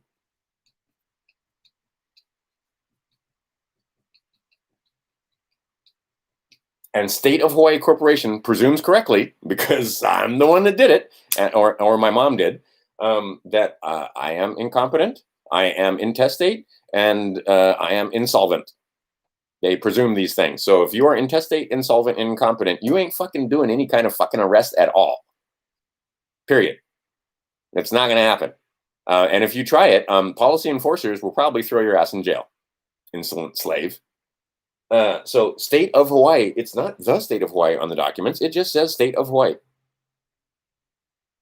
It doesn't say the state of Hawaii. It doesn't say the United States. Look at it. Look at your documents. It's United States Court or United States. It's the United States. It's not, excuse me, it's United States. It's not the United States. We put the in for them. Look at your documents. And if they're trying to make you think that it is the state of Hawaii and they're not following the state of style of process, or if they're trying to make you think that it's United States, or excuse me, the United States, when it's just United States, they're not following their style of process. So they are fraudulently conveying knowledge, or excuse me, fraudulently conveying language. They don't call it lying. They don't lie to you. They fraudulently convey language. So you need to know, by the way, fraudulently conveying language is naughty no matter who does it, whether it's us or them, right? Because you'd be fraudulently conveying language if you tried to make a citizen's arrest when you're not a citizen, right? You have citizenship in state of Hawaii or in United States, but you don't have citizenship in the United States. You signed that all away when you signed your voter registration card, when mommy signed your birth certificate for you and pledged you to the bankers. So you need to cancel those contracts, discharge those debts, dissolve, or all of these different words that I wrote down, terminate, right? You might want to send a termination affidavit where you send the DTC and Dun & Bradstreet and the Secretary of State for the various corporations that are assuming, or not assuming, they're presuming that you are their chattel property, that you've been pledged as full faith and credit of United States. Right? And then you need to get back into the de jure of the United States and understand in Article 1, it talks about all the treaties and so forth, and there's 6, 9, and 11. But in Article, so what do you have? You have Article 1, 2, 3, and 4. You are the people, but you've gotten out from under that and got under the whore of Babylon instead, because it's the same damn system. Like I said, that district system and the governors and the 2 districts, and then changing those in the counties, and then having various representatives in those counties and parishes and precincts and so forth, depending on how much population you have. Like in Hawaii, we have 2 senators and 2 reps. In California, it's 2 senators, and I don't even remember how many reps they have. All right, and see that because I'm an ignorant slave and I don't pay attention. Same thing, Texas. They have a whole lot more than just 2 representatives in our Congress, right? And how easy is it to buy that many people? We have a Politburo running the place. That's why it's a socialist nation, right? We don't have many people autonomous representing themselves. What we have is I can't read all this stuff, and like I said, it's distracting anyway. But what they have is a system set up where you think you're a free man, and you're absolutely not. So you need to dissolve those contracts, and then you need to set up new ones. And you need to come back under and let them know, excuse me, under Article 4, I'm one of we the people. And then you now stand over, and they now become actual public servants. Because right now, you serve them. Right? They tax you, they take your money, and so forth. Right? You are subject to plunder. You are subject to the policy enforcers that you call police officers. Right? So what you want to do is be, and that's, it is. It's Article 4. And see, can I even spell it? Article 4 of the de jure Constitution for the United States of America, USA. And under USA is US Corporation. And that makes you US person. Most of you are US persons, and you have citizenship in United States or state of Hawaii. As corporations, not as de jure governments. And this whole thing, is in that 10 square miles of District of Columbia, where they've set up the Temple of Liberty that you think is the U.S. Capitol. Like I said, it's all crazy conspiracy theory. But if you go, I have gone there to go see with my own eyes. There's a black cube there. There is Masonic temples. There is the whole entire. It's separated, but that whole dome Go look under that dome and all that, right, of the Capitol. And then on this side, you got one side Branson, you got the other side, right? It's hooked to it. But this thing right here is a temple to liberty. It is a Masonic temple. Make no mistake. Anyhow, that so what you want to do is come back over here so that you stand over them, not under them. Now they serve you. Now you're the master. Now you wear the green mantle. Now you tell them, hey, I want to travel. And they give you paperwork so that you can travel. And it costs you nothing. But in order to get that paperwork, you better know about, like I said, there's a bunch of stuff you need to know. And you need to let them know that, yeah, you're the living person, not the dead thing that's down here. And most of you are still thinking that as a dead thing, you could make some kind of arrest. But like I said, you got to watch that video. That chick is awesome from Florida, where she basically says, and see, it comes into some of that spiritual point of view where she talks about, yeah, this is no longer a beef just among flesh. It becomes very clear that there is a spiritual component here because they're governing your, okay, so see, and we can go down that road. But they're governing your, see, we don't have language for it. It's so bad that we don't even have language to cover this. So I could say you are projecting into the prime material plane. This is a simulation in the 3D, third dimension. This is a lifetime, right? So it's a lifetime. It's a simulation. It's a projection. The way you project your consciousness into this physical form, this thing, I'm projecting this here. It comes through this voice box, which is feeling a little phlegmy because I didn't get any sleep last night and I ate crap food that caused mucus. This is a detox tea, so even more. Liberal tears, great for detoxing. Anyway, the idea being is that we don't have good language, and that's 100% on purpose for what's going on here. Like I said, but how you project now will determine how you project in the next projection. How you perform and what you do in this simulation now, if you want to look at it from that point of view or using that kind of language, will determine how you are able to where you're able to place yourself in the next simulation. What you do in this lifetime, if you want to look at it from using that language and those words, what you do in this lifetime will have definite effect on what happens in the next lifetime. And see, many of you guys here think that it's a one-time shot. There's that now they really got you. Where you think, yeah, it's one time. And see, this is how they get these fucking Satanists to do what they do. Because if you can fool these people into thinking, and see, they're just deceived. You need to have some compassion for them. Just like I told my son, or sons, both of them, because they're here in the state of Hawaii where we don't have any racism, but they get beat up because they have blonde hair because both of the grandmothers are fair-skinned and blue-eyed blonde women. And both of the grandfathers, oddly enough, my grandfather and the mother of my children's father, both black men.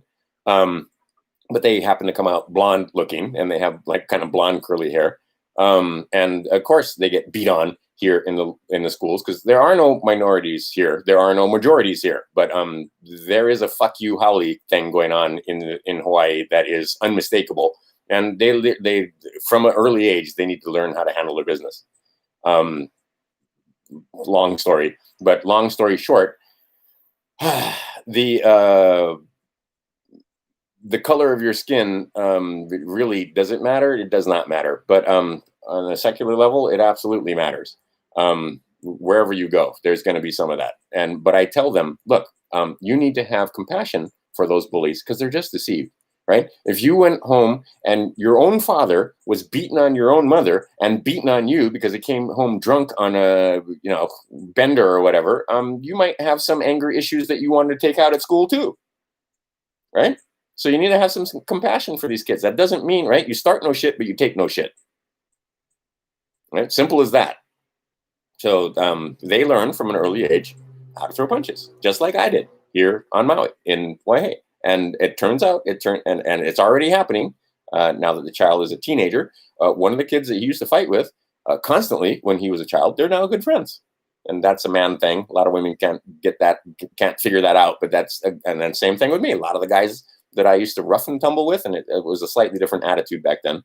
But I mean, a lot of the guys I used to rough and tumble with, we're we're good friends. We see each other at the beach, or we see each other out, and we'll sit down and buy each other a beer, or somebody will buy me one, or I'll buy them one, and we'll talk about what it was like and so forth back 40 odd years ago, and reminisce a little bit and stuff like that, or talk story, or just how's the kids, how's your wife, how's your mom, whatever. But anyway, but it's a little rougher here. That's why I enjoyed Idaho and Montana, because I had no trouble. If they wanted to rough and tumble, I was happy to rough and tumble. I never did have to, though, oddly enough, right? Because like I said, because it's so racist here, they were beating on me. They never once beat on me, right? Never once. And that's the other thing. Armed societies, I remember getting stopped by the cops, and they just assumed that I was carrying, because everybody carries up there in Washington State, Idaho, and Montana. That little band right there, especially up in the Panhandle area.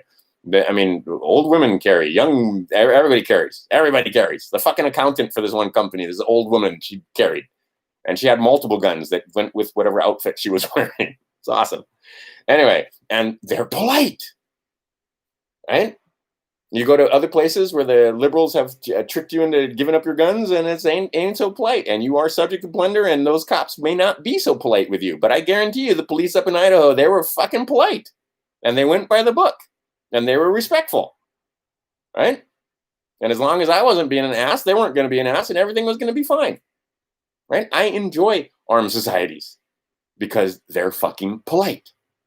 They want to get rid of that, right? The decorum and so forth. Where is the decorum? Right? You want to go out and protest peacefully?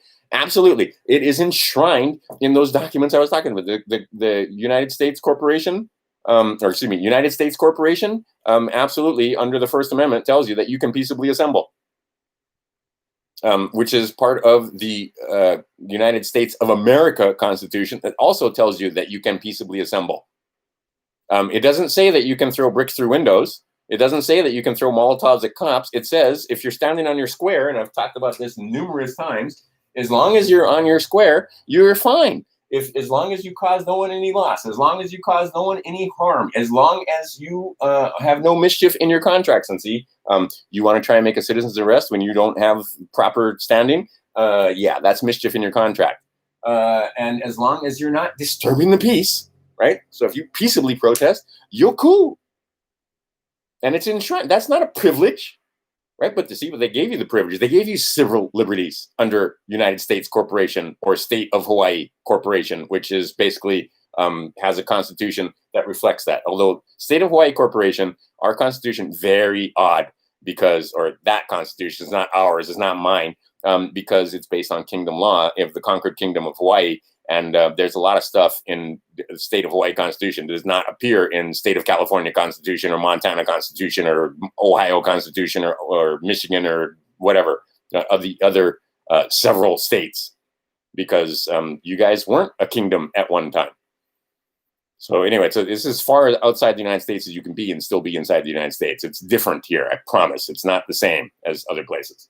But the bottom line is, you're peaceably assembling, you're good, right? And in many of those places, you peaceably assemble with a firearm because you have the right to bear arms that shall not be infringed. Fucking liberals can't figure that shit out. And again, fucking conservatives, suddenly Trump's got you thinking that we need to keep the police force funded, right? These policy enforcers.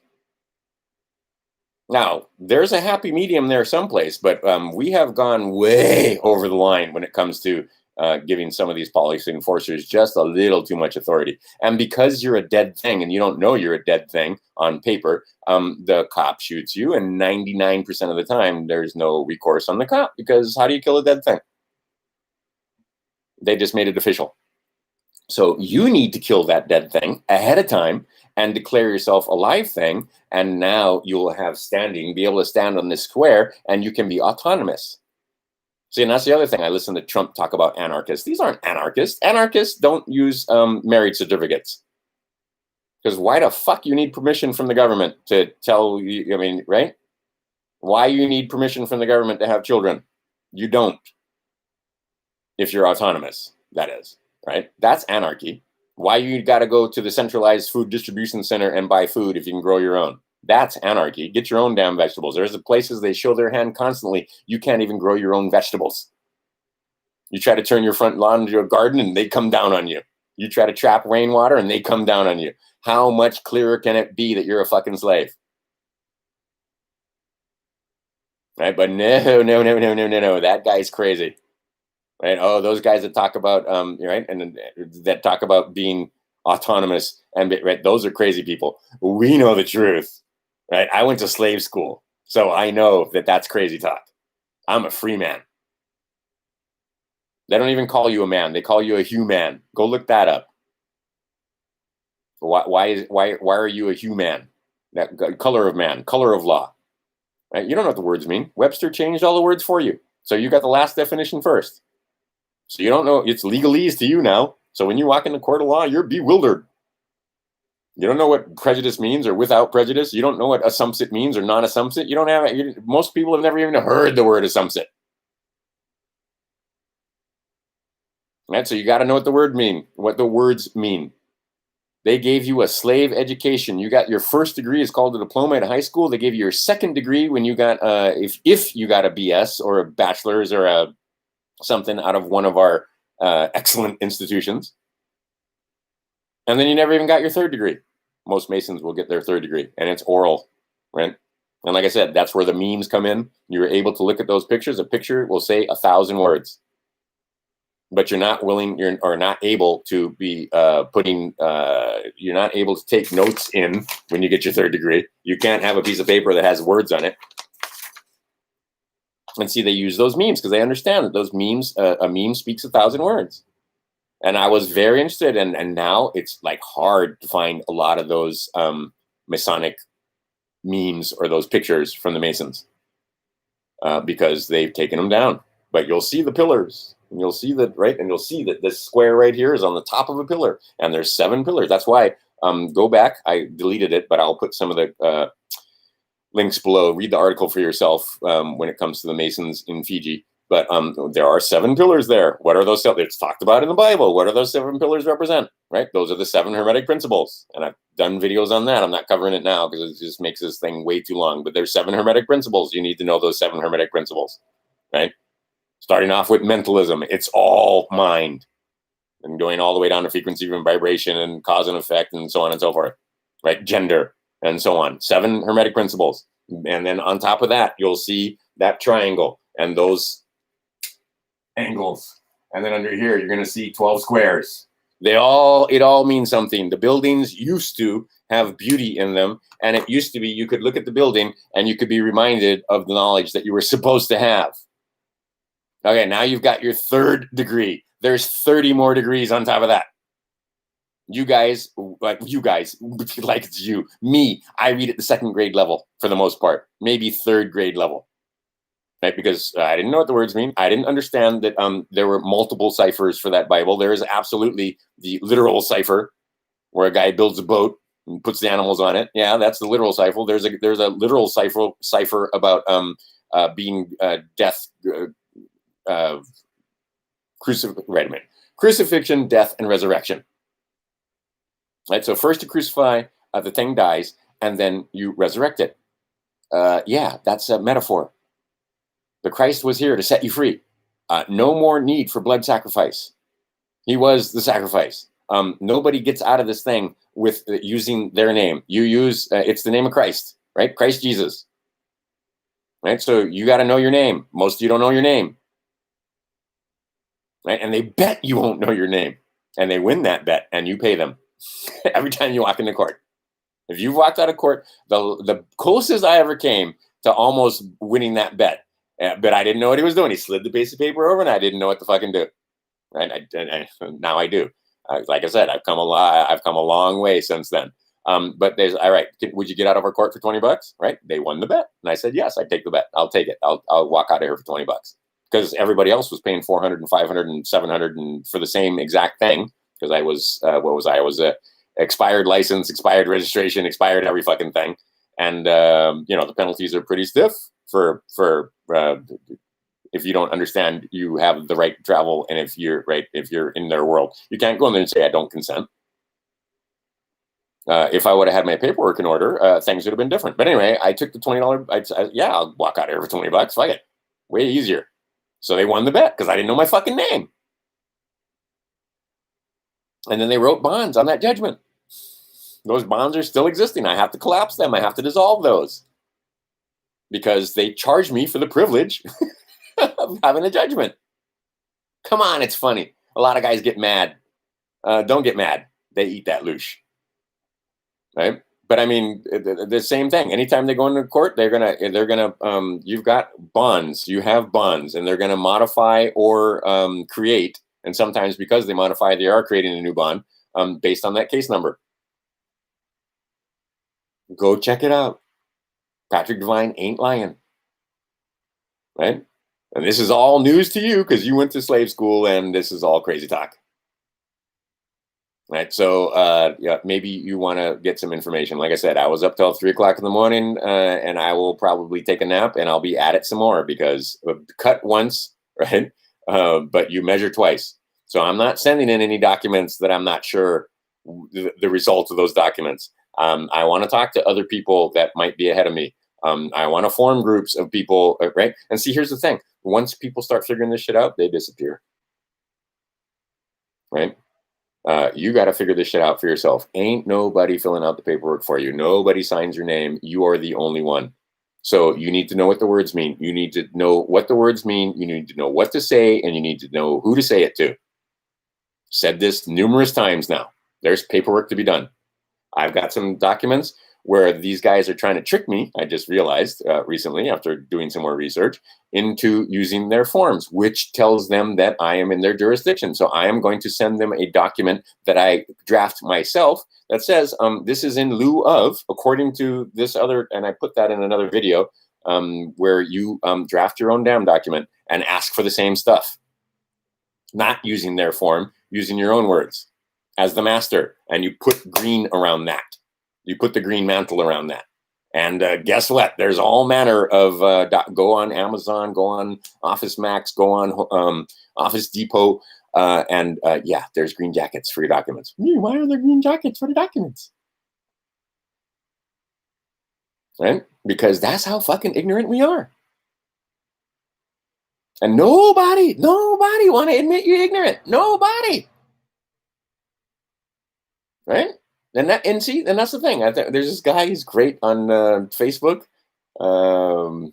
Very, very flaming gay. But oh my, he pretty much got his shit together. And he understands that the first game is the mental game. That's the first game you got to win. But he talks about the fact that ignorant is not a insult. They turned it into an insult, but it just means you didn't know. Okay, well, now you know you're ignorant. Okay, well, what are you going to do about it? You're going to stay ignorant, and by now it's a choice because all the fucking information is out there for you. And there's plenty of guys like me, and there's plenty of guys like Patrick Devine, and there's plenty of guys, right? And some guys got it more right than others. And what's the test? The test is, can you hand them the document and be left alone?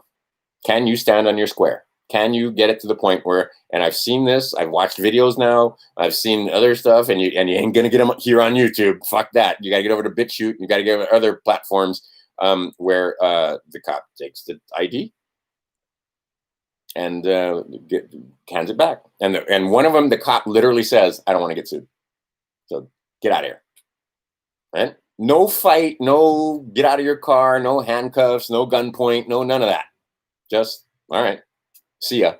Don't want to fuck with this guy, right? Because what do they want? They want the easy prey. They want the ones that'll walk in the court and hand them all your money, all your labor, none the wiser. And then, like I said, on top of all of that, not only do they take their labor or your labor, my labor. Believe me, I've got cases out there that are still right now. I'm going to collapse all that shit, but they write a bond on it on top of that because they're charging you for the privilege of the judgment. Because, right? So you should write, and when you walk in the court, if you actually appear, and I don't recommend appearing if you can possibly avoid it. And see, that's the other thing. If you got your paperwork, you're not going to appear. You're going to send documents, and they're going to be cool with that. They're not going to try and come and arrest you. They're not going to harass you. They're not going to anything. But if you do walk in the court, you better know what to say. right? You're not there. You're not there specifically. You're there generally, or excuse me, you're not there generally. You're there specifically to clear up that case, to discharge whatever the controversy is. That Jesus tells you, you agree with them, right? You don't want to be belligerent. You don't want to be up there talking about how, right? What you want to do is let's just let them know firmly and clear. I'm not in your jurisdiction. But you have to not be in their jurisdiction, so you have to have the paperwork in advance, so that when you walk in there, you just let them know if somehow you wound up getting a citation or getting some kind of paperwork or getting called into court for whatever it is, or maybe it's somebody else's deal and you got sucked in. That you're not there generally, you're there specifically to handle the charges. But then, like I said, and by the way, you guys better not modify my bonds. And by the way, if you have no bonds, because you can collapse those bonds, again, you are going to go to the DTC and you are going to put in letters of termination and so forth. And see, other people have figured out that with the UCC, you can put a huge roadblock in them from being able to get to that bond. That's your birth certificate and so forth, right? So when you file liens and so forth, this shit is simple. It really is, right? But the idea is that we make it complicated because it can't be this simple. But the other one, Stop the Pirates. Get over there for like $69.95. That'll be like a year to get through all his information. And there are people that are pissed at that guy because basically what he did is he just aggregated all the shit that he found over time and put it into one package that he sells for $69.95. And once in a while he updates it. So I don't get compensated for that. I mean, I just found I pay, and fuck, all kind of eye-opening information in there. And a lot of it I have used. You want to stop bill collectors cold? Bam, he's got paperwork in there that'll do it instantly. And in fact, because I have a little more knowledge, I actually took some of his documents and rewrote them for myself. And I just recently back when I was ignorant, and I'm still ignorant, make no mistake. Not like I'm fully educated and so forth. This is going to be an ongoing process. But I some of the credit when I realized that, hey, wait a minute, this is bullshit. They didn't loan me anything. Well, what I should have done, there should have been a methodology for dissolving that and so forth. But what I did is I just said, fuck it, collect it from me. Let's see you do it. Right? And they can't because they didn't loan you anything in the first place. And there isn't any fucking money. In 1933, they got rid of all the money. There's only debits and credits. Right? There isn't any fucking money. You don't have any money. Sent them documents and the 3-step process, like I said, and recently, and see if you understand how the bill collection thing works and so on. If they buy your debt, well, great. Then they own the debt. You don't have any contractual obligation with them. You have no contract. Can you provide a contract? No, they can't provide a contract. By the way, can you show me an originating account? In other words, let's say you have a credit card. Let's see here. You got credit of some kind. Is there? Okay, so this is how it works between you and me. Let's say you borrow some money from me. Okay, so I take money out of my account and I give it to you. All right, now we hopefully have a contract here. If you're smart, you don't just have a verbal obligation, or But okay, so let's just call it $100. So I say I loan you $100. And I'll tell you what, I'll loan you if you pay me back fast. Then just give me back the $100. We're friends, whatever, right? And don't be a lender. Don't do it. Neither a lender or a borrower be. That was Ben Franklin say that. But let's say it's a family member, and even worse with family members when you get down to it. But anyway, just as an example, I don't recommend you do this. Right? Don't lend people money unless you're just willing to let it go. I have a lot of friends a lot of people owe me money. Fuck it, just let it go. Right? Not worth the issue. Certainly not worth the tears and upset and so forth.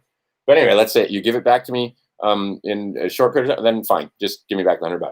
But if you keep it for a year, let's say we're going into business and we're trying to do commerce or whatever, and I say, okay, then if you pay me back, I want $110 back.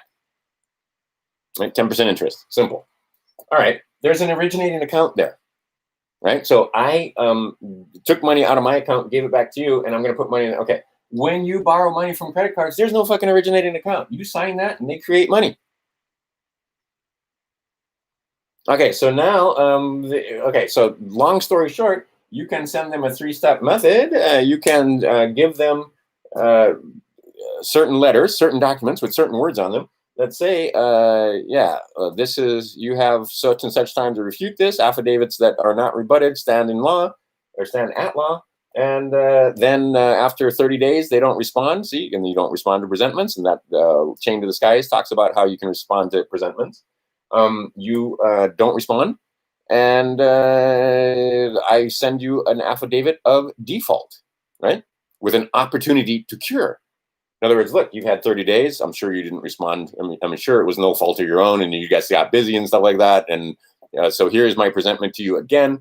Now you have 10 days, right? You have an opportunity to cure this, respond, take care of this within 10 days. They don't respond within 10 days. You send a letter of default. Well, I had some companies that were coming after me after they had not loaned me a damn thing. And they're allowed to do this, by the way. And then I send them an affidavit of default. Okay, so this one company, they just recently got a phone call from them or an email or something like that. And I said, wait a minute, you've been in default for this is like 7 years ago. Like it's going to come, they're about done in December. So they've got 7 years. And so you got to know your numbers, right? 3, 7, 9, 11, 13. Anyway, and then there's the other side to, what is it? Oops, I left one out, right? The odd numbers, 3, 5, something, right? And then there's 2, 4, 6, 8, 10, 12, 14. All right. They're going to be on this side with the 3, 5. Okay, so they're at 7. Your digits, your account numbers are 9 digits long, right? And anyway, like I said, it gets into the gematria and the numerology of it. But anyway, they're at this is like 7 years ago. And I was like, wait a minute, I sent you all, and you want me to send you your default letter again? Is that what you're asking for? Because I have no contract with you. And when I did ask you for the contract, you never responded. So I gave you the 30 days, I gave you the 10 days to cure, and you defaulted. So stop it. And that was that. Right? So you can stand on your square. But see, I never should have gotten in that position in the first fucking place. All right, so what you want to do, but they know that's what they're going to do. They know they extend you credit. They extend you credit and for no interest payments for a year or no interest payments for 90 days or whatever the fuck it is. But they know that you're going to get up to the gills. And now that you're up to the gills and now that you have a mortgage or whatever it is, or your business is mortgaged or whatever, now they shut off the economy. And now they're giving you forbearance. It hurts my feelings. But the idea is that at the end of that forbearance, you're gonna, and I can put a video or two, but you can look it up yourself. But I'll put a couple of that I'm interested. He talks about the different stages and how it's going to work. Wherein what you're about to see is going to be a huge wealth transfer, where they have fucked you over. Like I said, back in 1933, there were two brothers. One of them was my grandfather. One of them is my uncle, or grand uncle. And he went back to Lithuania because he had been ripped out. All the farmland, all the stuff that he'd worked on and business that he'd built was taken from the same way they're taking it from you right now, wherein they shut down the economy artificially. There's thousands of restaurants, thousands, probably millions when you get down to it, of restaurants that are never going to open up again. We've had restaurants here in Hawaii. They've been open for decades, right? The stalwarts gone. They're just like, fuck it, we're out. Many businesses here, local business, they can't make rent because ain't no tourists, and they can't make it on just the locals here. They had built they had rent because the rents are high, and so okay, so they can't make. So what? Now they're going out of business. Right. So when they go out of business, they have no income. Now they take your land. Now they take your house that you thought was yours, that you were in debt for because you didn't know how to endorse the document. Right. I mean, do you understand? Trump ain't your friend. He's letting all this happen. He never in a million years, if he was your friend, they wouldn't have shut down the economy because this is a bullshit disease. You know it's a fucking bullshit disease. And if you haven't figured out that it's a bullshit disease by now, sorry for you. You should get the fuck off of this channel. Because this is a 99% chance of survivability. We've had pneumonias, we've had other HIV, we've had other things, and we didn't wear a mask and shut down the economy. And Trump let it happen. He didn't fight that. And then he shoveled billions and billions into the trillions of dollars to his friends and gave you a check for $1,200 so that you would shut the fuck up, and you did. And like I said, maybe not this crowd, but most of your friends. Most of your Trump supporter friends who Trump is going to come here, MAGA, and I'm going to pledge and so on and so forth, right? You think I'm a Trump supporter? You're looking at the wrong guy, right? And Biden, worse than that.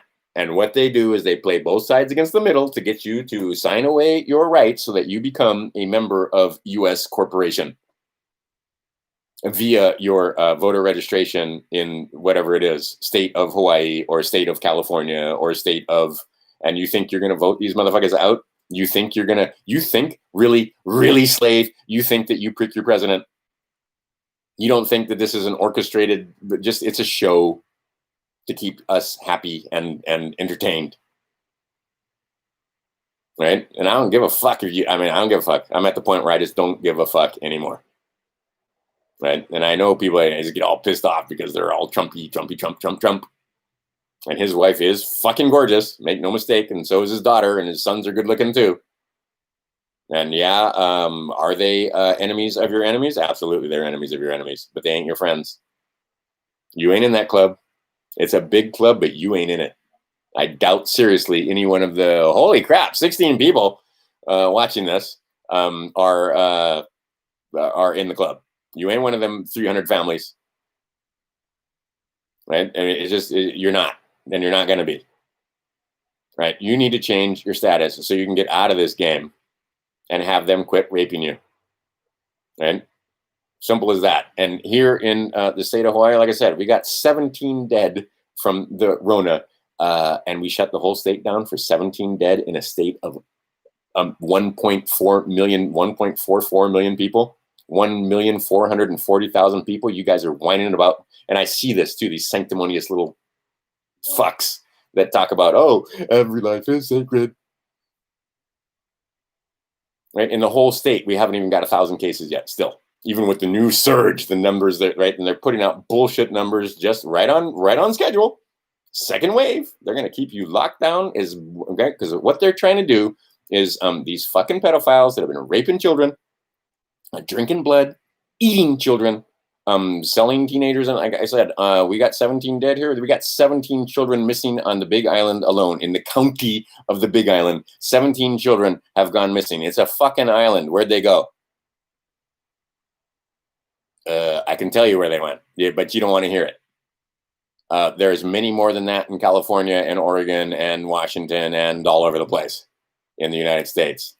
Thousands of kids, right? What is it? 65,000 black girls alone. That's just black girls missing.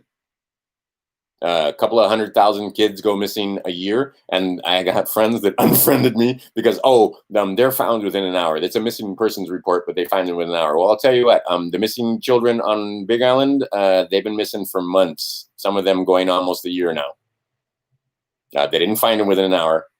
And then you find out about Silsby doing the trafficking out of Haiti, and then she comes into the Amber Alert system. Really, they put the fox in charge of them, and then you find out about Ashton Kutcher. Find out about, oh my God. Anyway, and that Bing guy.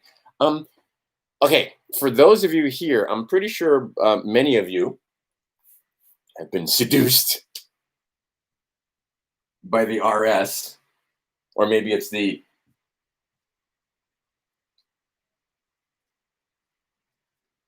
We'll cut those guys out. Just NOP. All right. So you know who I'm talking about, or you should, if you're educated enough to know your fucking alphabet. See, most of them, like I said, if you know, you know. If you don't know, you don't know. And what they're counting on, it's not always what you see. It's what you don't see. Right? I did this in the other video. There are many ways of them. Right? 2001: Space Odyssey. Yeah. What's the next letter? What's the next letter? What's the next letter? The idea was to bring that AI in, and they have.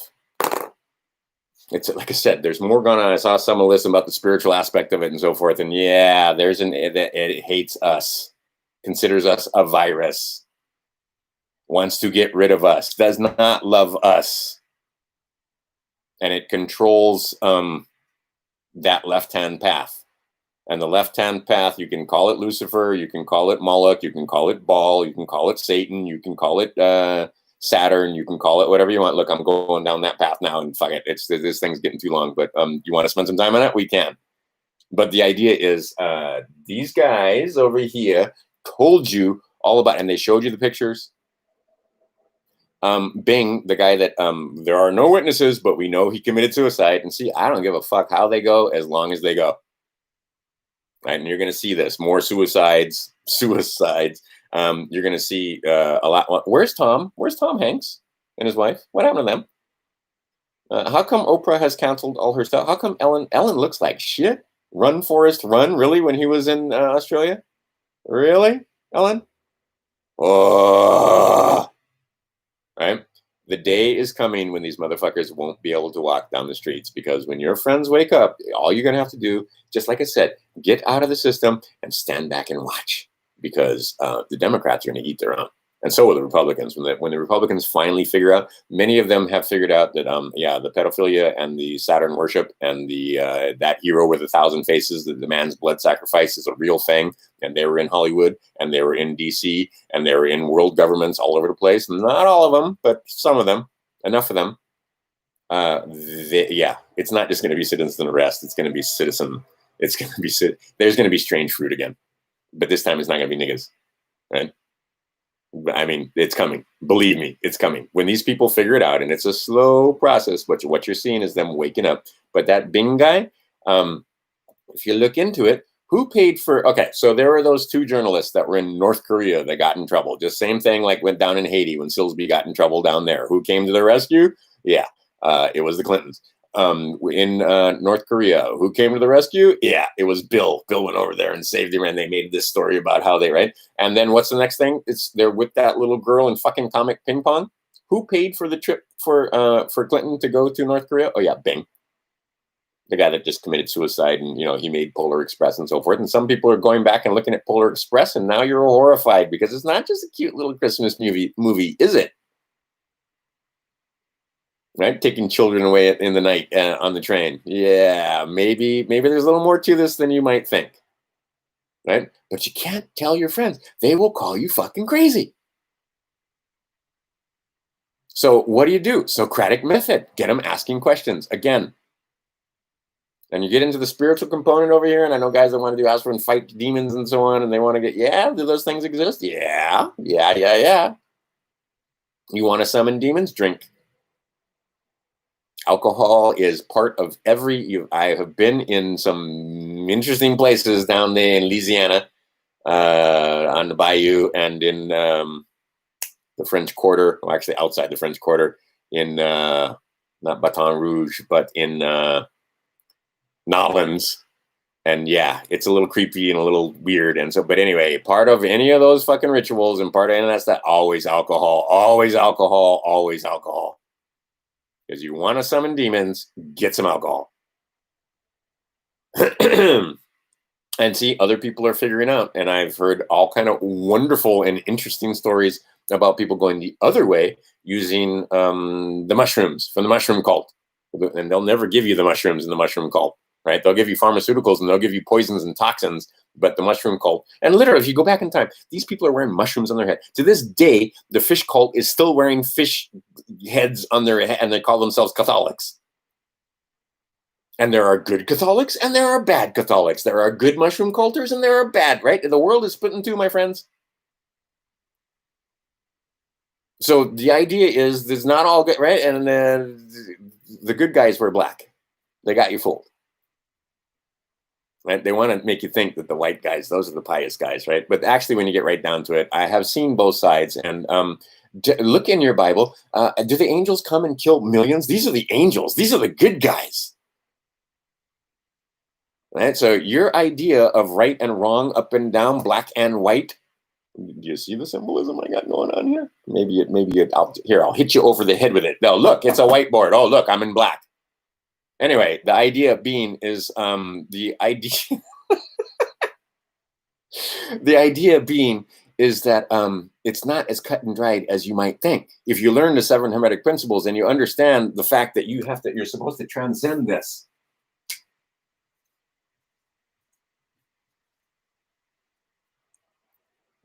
Right? And that is 1, 2, 3, 4, 5, 6, 7. Oh God, that's a horrible one. Anyway, those angles mean something and everything. There's the Masonic temple right there we go. And there's your 7 pillars. And on each one of those pillars is the square. And there's a square down here too. And any fucking Masonic temple you see will have those 7 pillars and will have this. And then in here will be your Masonic symbol, the compass and the straight edge, right? The builders of this whole fucking thing. You are in creation, my friends. This is not an accident. Ain't no Big Bang, right? I mean, Jesus.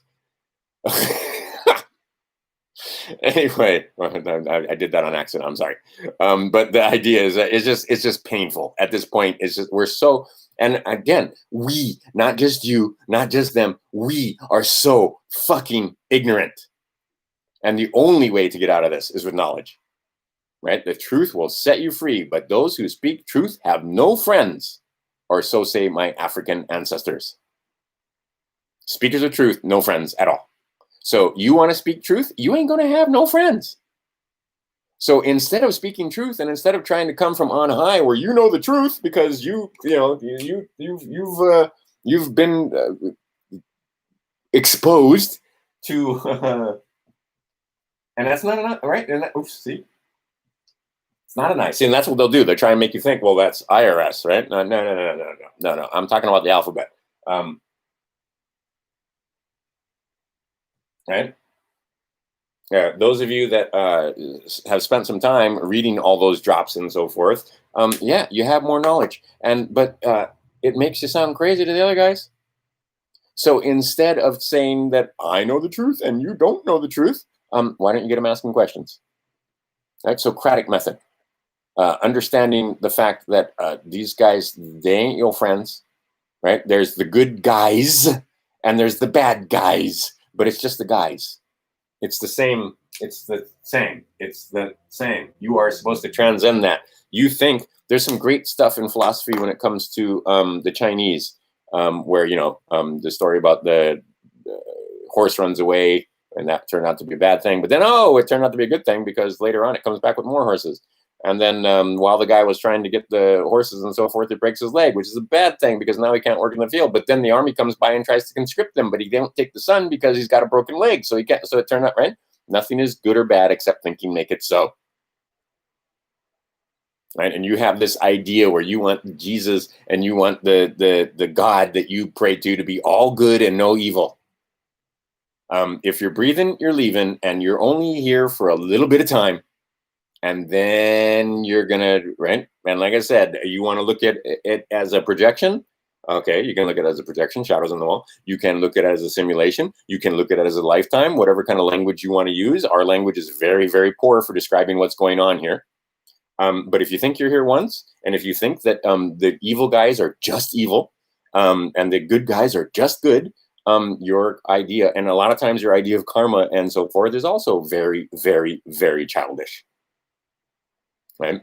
But the idea is, you can see, and okay, let's use Trump for the example.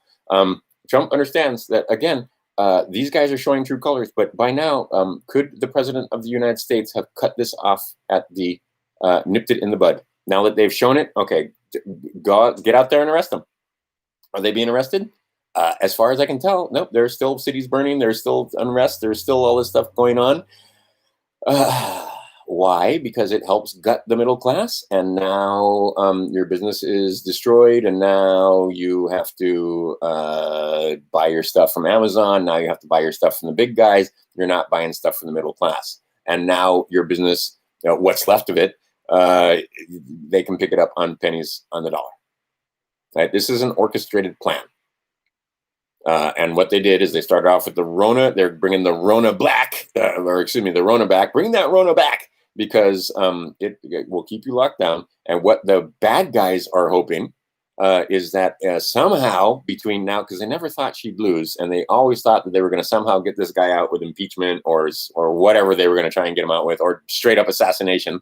But Trump has the proletariat guard known as the United States Marine Corps, right? Not the United States Marine Corps, just United States Marine Corps, which is the military arm of the U.S. corporation. It's not that there is no standing army for the United States of America. There isn't one. Check it out. Am I lying? Anyway, so the idea is that, and again, put comments. Right, like I said, don't take any fuck. I'm just some guy on the internet. But the idea is that you have this guy that they're trying to get rid of, and the way that they're trying to get rid of him is using this Rona and medical tyranny on you. And you can see how easy everybody just rolled over and a lot of them put their masks on, a lot of them closed their businesses down, right? You got like one or two barbers, the couple of women that wanted to cut hair and so forth. And then that became the thing because they reduction to the ridiculous, right? But that woman had more balls than most of my guy friends here in Hawaii. Again, I would have loved to have seen the Christians go to church on Easter Sunday. Easter fucking Sunday, they didn't go to church because the governor said you couldn't. I would love to have seen a congregation just get together, and go to church, and let's see them policy enforcers go down there and round them up and take them to jail. Nobody had the balls to do it. I haven't heard of one case. Everybody stayed home. Right, but do you really? If you could read the law, and now they're trying to say that you need to be a constitutional scholar to understand the simple words that are in the First Amendment or the Second Amendment or any of the amendments. No, peaceable right to assemble, guaranteed. That was an unalienable right that was enshrined in the United States of America Constitution. Right, the Constitution for the United States of America. It was also enshrined in the United States Corporation Constitution. First thing out of the gate, you have the right to peaceably assemble. You have the right to religious freedom. You have, right? First fucking thing out of the gate. And they were able to take that away from you with a simple virus that has a 99% survivability rate. Yeah, and nobody will admit that they were wrong. Nobody will even be ashamed of that. You just self-righteously continue on down this path. And a lot of you guys doing this to Trump and this guy. Right, which is the same guy. But anyway, the idea being is that you have the most childish idea of what that right and wrong, left and right, right, and so make it as easy as possible for the children to understand. Right, left-hand path harms children.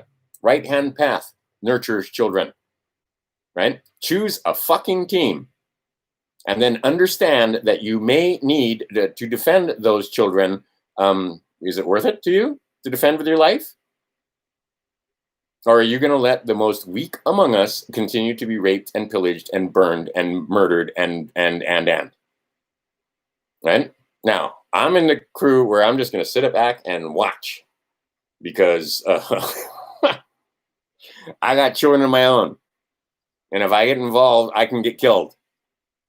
So I'm just going to sit back and watch and let those who have been deceived and let those who are, like I said, just they've been deceived. They believe that it's only one lifetime. So if it's only one lifetime, then yeah, fuck it. Rape those children and get your fame and get your big house and get your, fame is the thing that you want, and get your yacht or your, $1 billion bank account or. Because, you got one life to live and you better, carpe diem, right? YOLO, right? Complete lie. I mean, complete lie. But all right, if that's the case, then yeah, can you blame these guys? Right? Really? So I just have to rape that child and you'll give me all this stuff. Okay. I mean, some people, apparently that's not an issue. I don't even understand. I can't conceive of it. And most of you can't conceive of it. And most of your friends can't conceive of things like this. Because again, my own cognitive dissonance reared its ugly head just recently. Like I said, when I caught those mice, that was in the video that I took down. I don't know how many of you have watched that one and if it's the same crowd or what. But the idea is I had a bucket of mice. There were 7 mice, and then there were only 5 mice. And I could not conceive of the fact that those mice ate each other. The same way your friends who are good people, they have a very, like I said, very simplistic idea of right and wrong and good and evil, which is fine, by the way. For the most part, it's good. You know the difference between right and wrong.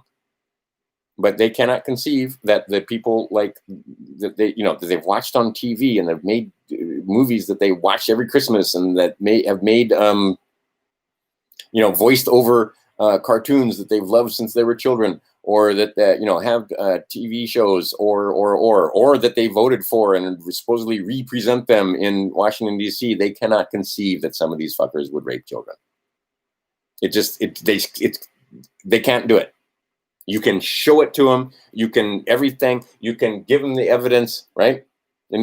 Okay. And finally, these guys have come back around to saying, yeah, you can't tell them anything because they know more than you do. So what you have to do is get them asking questions. And like I said, you can. Oh, I should have brought one of those out. But you can send them a letter with a 3-cent stamp on it, and maybe that'll wake them up a little bit. Oh, a 3-cent stamp? What? Go look at my playlist. Right? There's a certain way of doing that. I've figured that part out at least, right?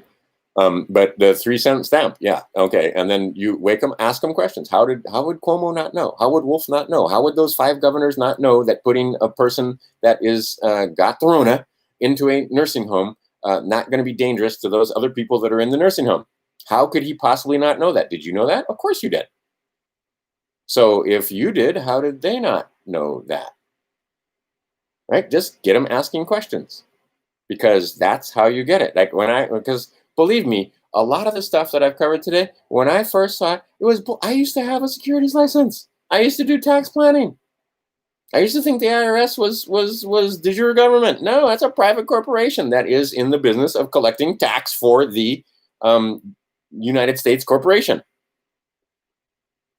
Right? So they contract out that. They're not going to get their hands dirty in that. There's a private corporation called Department of the Treasury, IRS. Right? Not Treasury Department, IRS. Department of the Treasury, IRS, collects the tax that runs that United States corporation. See how this works? They subcontract to each other to do the jobs that they need to do. Right?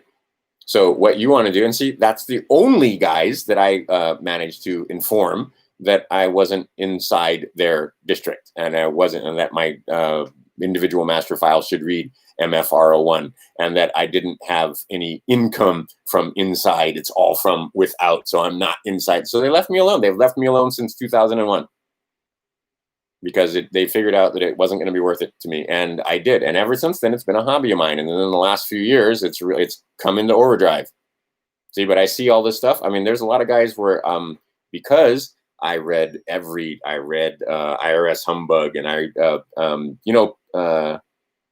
Peter Schiff, his father, Erwin Schiff, that was a political prisoner. He died in fucking prison as an old man. I read all of his stuff. Some of his stuff was correct. Some of his stuff wasn't correct. IRS Humbug, that guy was sitting in prison when he wrote that.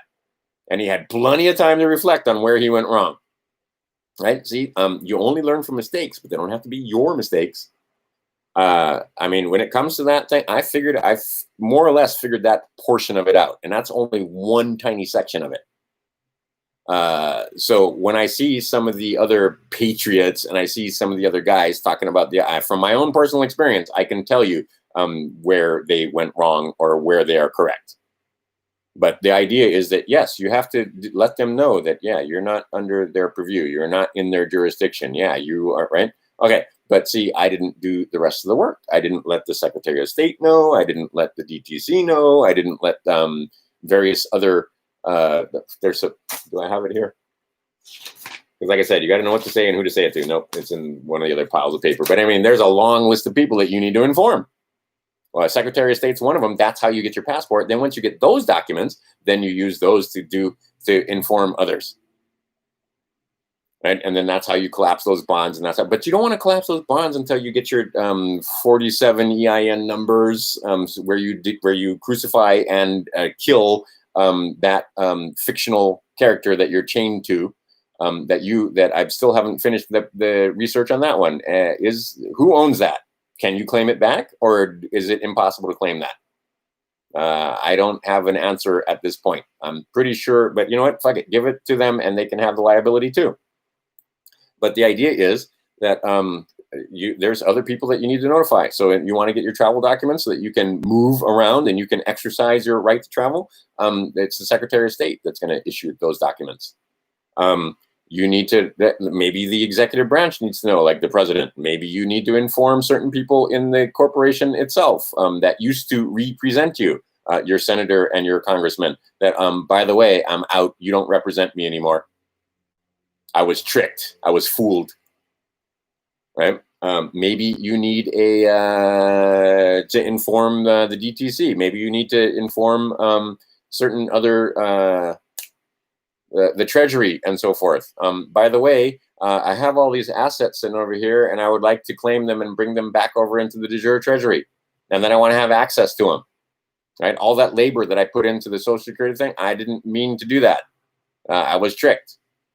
So that Social Security number and stuff like that, I want to collapse this, and I want to be I want to stand over this. I want to go back to being a fourth Article 4 people, part of the we the people that set this whole fucking thing up in the first place, right? And these guys are supposed to be your public servants instead of your masters, but they've flipped it around on you so that they don't serve you, you serve them, right? You take the money out of them.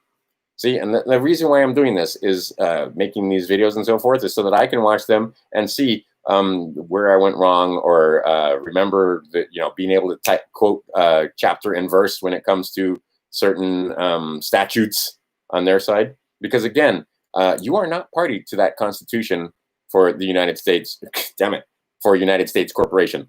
Take the off. It's not there. Look at the documents, right? State of Hawaii. It's not the state of Hawaii. There is no document I have from the state of Hawaii. Every document I have gotten from state of Hawaii just says state of Hawaii in all caps.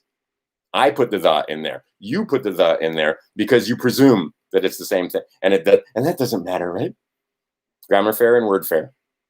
Anyway, the idea being is that I have to be able to stand on my square when you're in court, or when you write your own documents and inform people. But again, the only people I beefed with and made presentments to was the IRS. And see, I used that three-stage system. Right? So you need to do the same thing, and you need to say, one of my favorite statements is, I have no evidence, do you, that I, and whatever your name is, your two names, your given name, your Christian name, not the three-name thing, the two-name thing, that stands for you, notice the language, is the same as the fictional three-name character on your birth certificate. Right? Yeah, no problem. Come on in. How was it? Fun. All right, good. But anyway, the idea being is that, go check. Did I get him? Anybody in there? No. Okay, be careful because that thing's set. I got a snap trap out there. Anyway, but you gotta make that statement. I have no evidence. Do you have any evidence that I am the same thing as that fiction that you guys created? I have no evidence for that. Do you? If you do, you've got 30 days to present it to me. I have no evidence that I'm anyway, so there's a bunch of things that you need to state that I am a living man, not a human. I mean, a lot of different things. And again, that starts back to the very beginning of this video. You need to make some declarations. And those declarations need to be true and correct to the best of your knowledge and belief.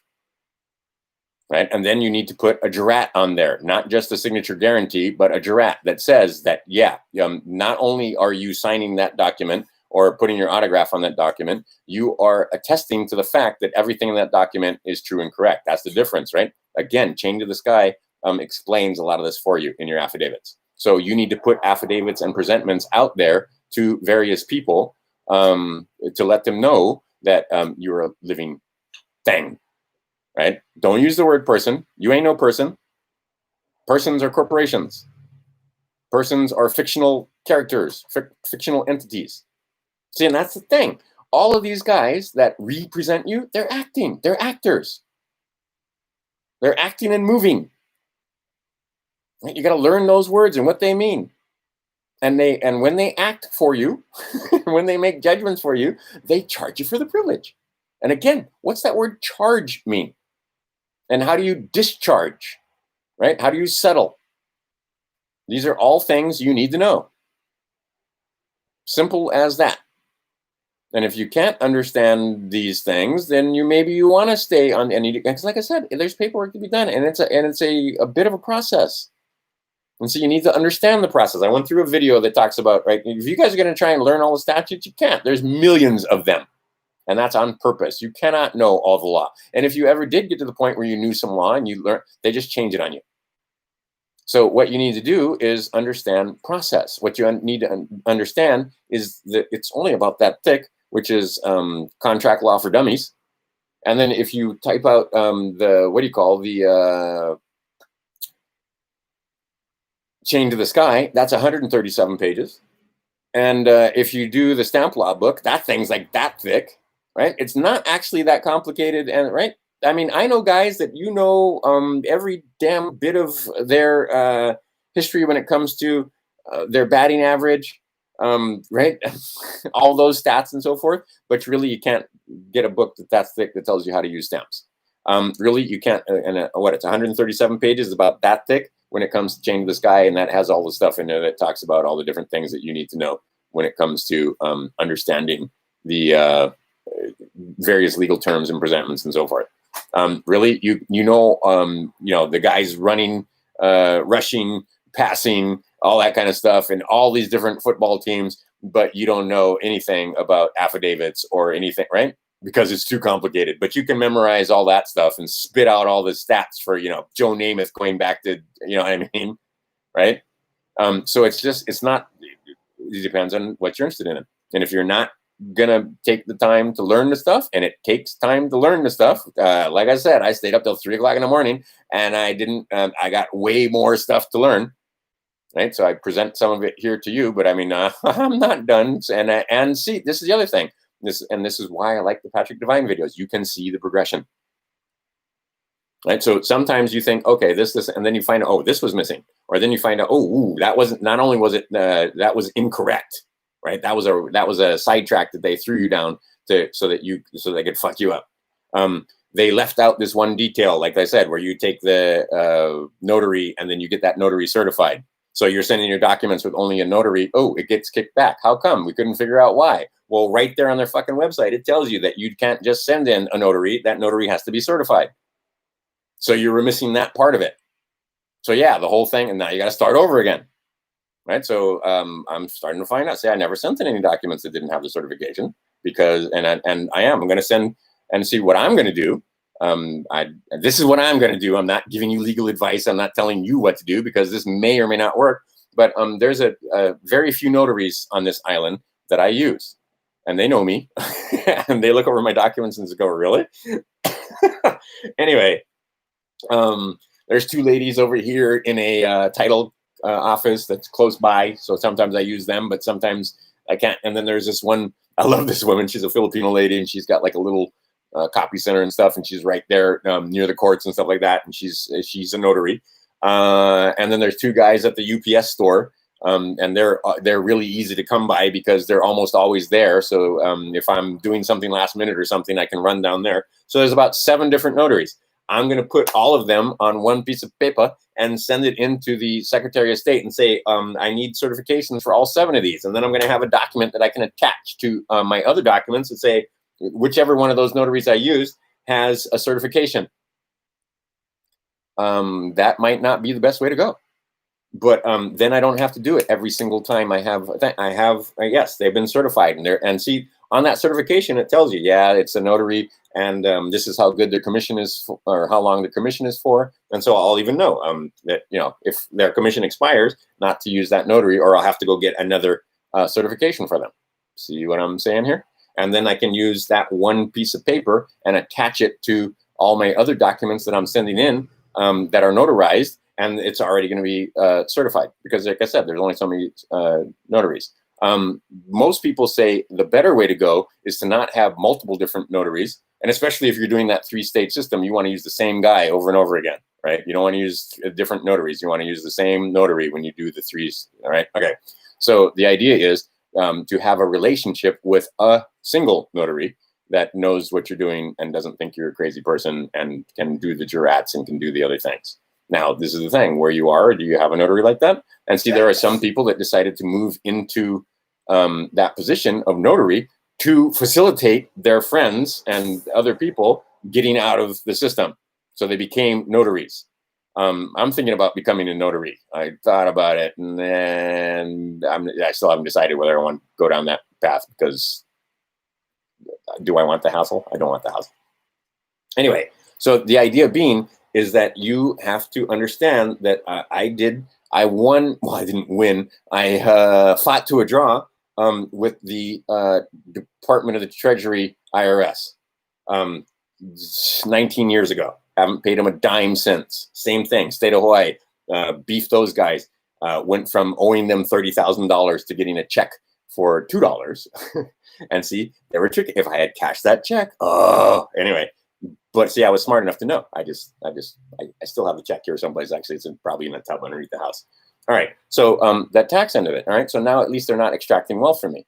But I didn't know how to access my bonds. I didn't know how to access all that other stuff. I didn't know how to get my money back that I paid into Social Security, my labor. I didn't know how to claim my labor.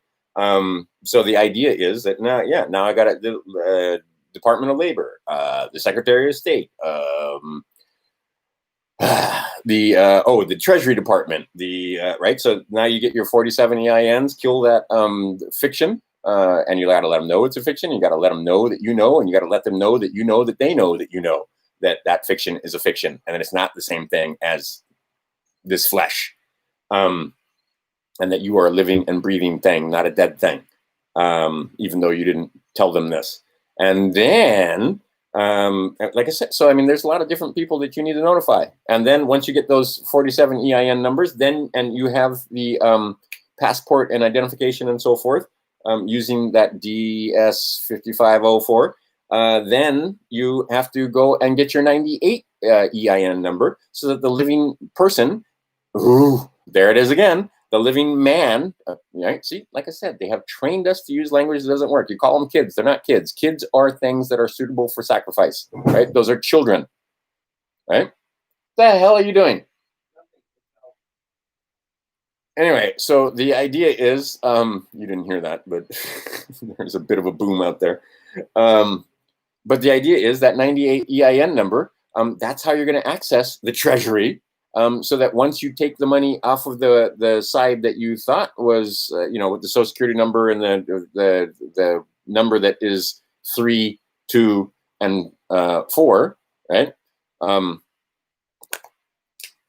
Right, you got that one, dash, that, dash, 1, 2, 3, 4, right? How many is that? 3, 5, 9. Oh, oops, I already erased it. Anyway, but that 9-digit number right there, you want to collapse that 9-digit number, and you want to take all the assets that are associated with that 9-digit number and move them over to the de jure side. And the way you're going to access that is with your 98 EIN number. All right. So again, it's not that hard, but there's paperwork to be done, and there's shit that you got to do, and there's a process for doing it. And I had to hurry up, because what happens when too many people figure out the process? They change the fucking process. Simple as that, right? You'll never know it all. They'll always change it. They have no interest in us joining the or getting out of it, right? So what they do, like I said, is make it as complicated as possible. And once a few of the slaves figure it out and tell the other slaves about it, they change the process. But certain things stay the same. Contract law for dummies. The contracts are the same. See, and in the middle of that, you need to understand the universal postal system, and you need so much to do. Need to understand the UPU, the USPS, and the US, that's the United States Postal Service, and the United States Post Office. Oh, that makes a difference right there. This United States Post Office, that's your 3-cent, guys. Oops. The United States Postal Service, that's the only way you can only use the United States Postal Service to deliver mail into. See, and it's mail now, and so you need to know the difference between mail and post, and that's the service that you use to get your stuff into. And see, it's a private corporation, right? That's in charge of delivering the mail. All right, and in charge of commerce, and they come under the UPU, and this is a whole other thing, and I can't remember the guy's name, but he made a couple movies about the postman and so forth. Again, movies, right? It's not crazy talk. Anyway, the United States Postal Service, what are we up to, 55 cents now to deliver a letter?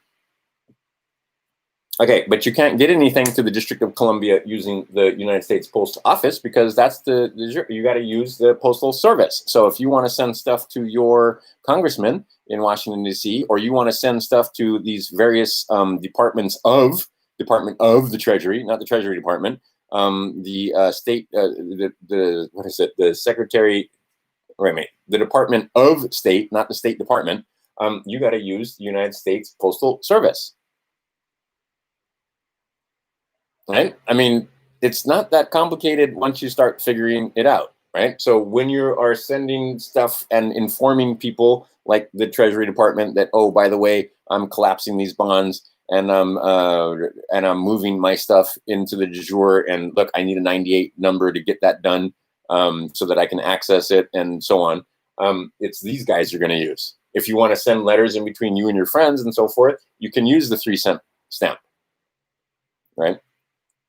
I mean, so again, United States Postal Service, right? You got to know about this. And I was just talking to postal inspectors. And again, everyone, and who are the people that you want to inform? Generally, it's going to be inspector generals. Those generals are your friends, but you need to notify them that, hi, I exist. Here are some documents, and you might want to use that 3-step. Am I not a living man? Am I not a man? Do you see? I remember that. Anyway, see, it all starts to make sense. They give us clues constantly, but you want to use that 3-step process. So you send it to them. You make your declarations. If your declarations are correct, and they won't rebut them usually, right? They'll just stand silent. But that's your friend, because if they stand silent, that means they agree, right? So don't make insane, stupid, king of the world, sovereign kind of nonsense. You're a man on the land, and you just want to be left alone, and you want them to acknowledge the fact that you're a living man or woman, and it comes, right? You're not a person. You're not a corporate fiction. That you're not the all caps name. You have a Christian name. You have a given name, and you'd like to be respected and known as such. And you have 30 days. If I'm mistaken, let me know. And if I'm not mistaken, then here is your letter of default, where these affidavits, these declarations, these statements that I've made are true and correct to the best of my knowledge, and you haven't rebutted them. So I'm going to assume, right, and presume that they're correct because you were given the opportunity to rebut these things. And now, damn it, give me my due, right? That I am, in fact, a Article 4 citizen, and that I do stand over, and I'm not inside your jurisdiction, and we do not have contract, and I do not consent, right, to you modifying my bonds. In fact, I don't have any bonds because I collapsed them, right? So now you don't need a UCC to stand in the way, because the bonds don't exist because you've collapsed them and you've moved them over to the juror. There's nothing for them to get. And if there's nothing for them to get, they're going to leave you alone because it's all about the fucking money. Right? How much wealth can they extract from your dumb bitch ass? That's all they want. Right? And so they're not satisfied to just license you and fee you and tax you. They also want to collect fines, penalties, and bonds if you do anything naughty, like, talking on your cell phone or not wearing your seatbelt. They want to extract extra money. If you're going a little too fast, they want to extract extra money. Oh, you didn't have a license for that dog. I've heard of this. I've never seen it personally, but didn't have a dog license, didn't have a bicycle license. That I have heard of. I know people that had their bikes taken because they didn't have a fucking bicycle license, right? So they want to take as much wealth from you as they can from cradle to grave. And Donald Trump is in the business of helping this happen, right? He's not in the business of setting you free. He's not in the business of dismantling TSA in the airports or customs. Well, we need customs, right? Sort of. If you're going to have a nation, you're going to have to have some customs. But he's not in the business of making it so that, right, so that you can even speak freely. Could the president do something about the fact that what they're doing on various social media when it comes to taking away your ability to speak freely? Probably he could. Could he have done something after there were riots and other problems in the cities to quell that pretty quickly? with various national. Yeah, I think he probably could have, but is it still going on? Yes. Why? Because that helps his buddies out. Because it wipes more and more businesses out of the middle class, and the fewer businesses there are in the middle class, the more you spend your money with his billionaire buddies who own all the corporations, and they sit on. I mean, there's only so. Go and look into that. How many board members there are, and how many corporations they are, and they just pay each other huge amounts of money. And those that weren't in the club and that want to get in the club, they use politics to get there. The Bidens, for example, the Pelosi's, the Feinsteins, bought off by the Chinese, again, who couldn't come here and land troops because there's no way, because we all own guns. So what they did was asymmetrical warfare, got us to fight with each other, just like they did in Venezuela, just like they did in Germany, just like they did with the Bolsheviks, just like they did in China, just like they did. It's the same fucking plan every fucking time, and we fall for it. And when I say we, I'm talking about men and women on the planet, whom they mean to govern and whom they mean to extract wealth from cradle to grave. Now, here's the happy thing. Once you wake up, apparently you don't go back to sleep again, ever. Like, you take the knowledge with you into the next. So wake up. And I mean, just this is a journey, and it is. And there's a couple of people that were talking about this. It is a spiritual journey. It's not just about secular. It's not just about money. It's not just about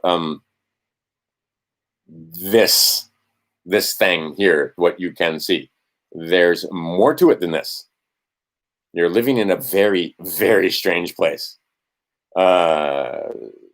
So, right, like I said, what you are, my grandmother, how I just repeat it every time because I can hear her voice. What you are cannot be cut, cannot be drowned, can't be shot with a gun, can't be burned with fire. Right? That what you are is not any of that. Right? They try to trick you into thinking that, and then you're afraid. Right? I am no longer afraid. Like I said, I'm so sick with some of the stuff that's going on right now. I'm happy to check out. Happy to. Right? I've had enough. But at the same time, it's a beautiful sunny day on Maui. I'm fucking around making videos. I should get out of the house. But I mean, I live in paradise. There's beaches and mountains and waterfalls and all kinds of stuff. And wherever you are, if you're not there, you can go to places where there are. But I mean, it's pretty good to be alive, right? Food tastes good. Sex feels good. It's a lovely place, but at the same time, they use that on you so that you are afraid to lose this thing. Right? And there's other ones. What is that? Saved by the Light, or there's that guy David Wilcock has been fooling around with, or making videos with, and so forth. I'll put the video if you want to see it. But the idea being that he has had near-death experience 5 times, or afterlife experience 5 times. There are many, many people now that have come forward talking about afterlife experience. And if you are afraid, so afraid of losing this body, that's how they got you. They got you. Right? And again, if you think this is the only time, yeah, then you ought to be afraid, because you want to hold on to this thing, because I know people that believe that this is it. Ain't nothing after. And apparently there was nothing before. Right? Then there is no any, right? So, and again, that's how they got them. That's how they got all of these Satanists and all these other people that they have deceived into thinking that, yeah, just do this, this, and this. What's it matter? Those are just little people. Those are just monsters. Those are just little monsters that they don't mean anything, right? So here, drink their blood, and and apparently that adrenochrome does have some longevity effects, right? I mean, there are people that, anyway, but they get you to believe the fact that this is one time, and that absurdity, now they can get you to do their bidding for them here on Earth. And on the other hand, it should be painfully obvious to you that the left-hand that you wouldn't hurt children, that you shouldn't hurt children, that you shouldn't hurt the innocent, that you shouldn't hurt those that can't defend themselves. And that it is, and I have told my own sons this, from the time they're little, they've heard it over and over again. Come here, boy. Finish this sentence. It is the responsibility of the strong to protect the weak. Done. Right? That's it. It is your responsibility if you choose the right-hand path. It is the responsibility of the strong to protect the weak. It is the responsibility of the strong to educate the weak.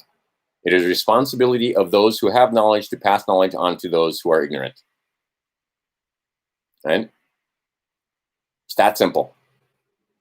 And there's a bunch of other sentences that I could have him finish for me. But I mean, these are simple things. Simple, simple things. Do unto others as you would have them do unto you. Right? Cause no harm. Right? Do not disturb the peace. Right? Cause no one loss. No mischief in your contracts. How fucking hard is this? Do what's right when no one's looking. Just do what's right. And you know the difference. You know the difference between right and wrong. And a lot of times, and I am guilty, so are you. He was without sin, cast that first stone. And that story might not mean what you think it means also. But I mean, there have been times when I didn't do what's right. And so then you got to learn how to forgive yourself. Right? And don't do it again. It doesn't mean that you go to church and you continue to sin and that you continue to do what's wrong because you know you're going to get forgiveness. Right? You fuck up, you figure out you fucked up, you try to make it right if you can. If it's right. So if you do cause someone any loss, you try to make it right. If you do cause anybody harm, you try and figure out how to heal that harm. Right? This stuff's not hard. And if you can't, then then you need to go maybe to a quote unquote higher power and ask forgiveness. And then sometimes you'll get penance. Or maybe, but the first person that has to forgive that is you. You can't, and that's how you assuage your guilt. Because a lot of people have done the wrong thing and they carry that guilt around with them. Right? And if you, again, they say, if you don't heal the harm that has been done to you by others, you will bleed on others that didn't cut you. So you need to figure out how to staunch those wounds, stop the bleeding, and now from this day forward, you do what's right.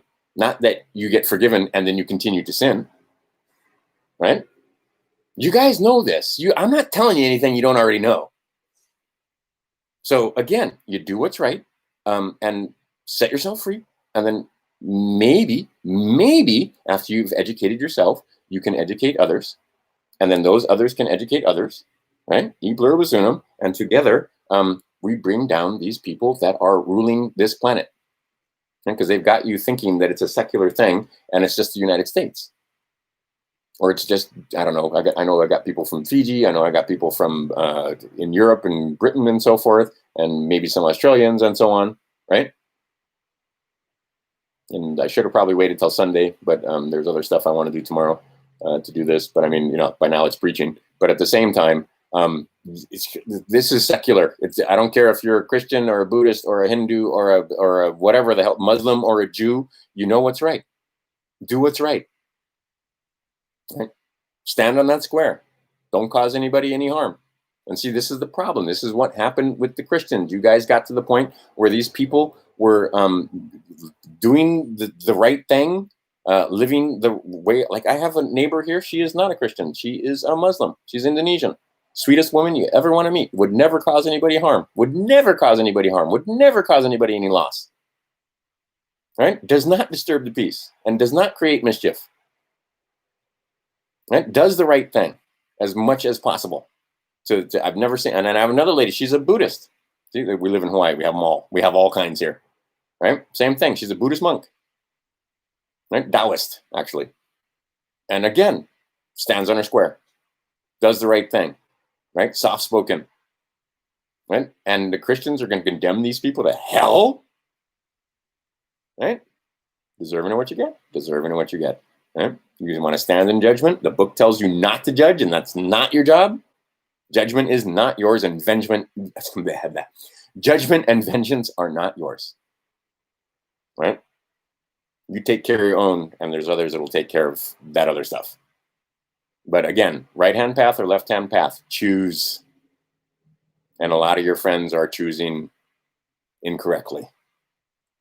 And now they're going to be held to account. Make no mistake. There's no getting out of this. Right? Oops. I changed it again.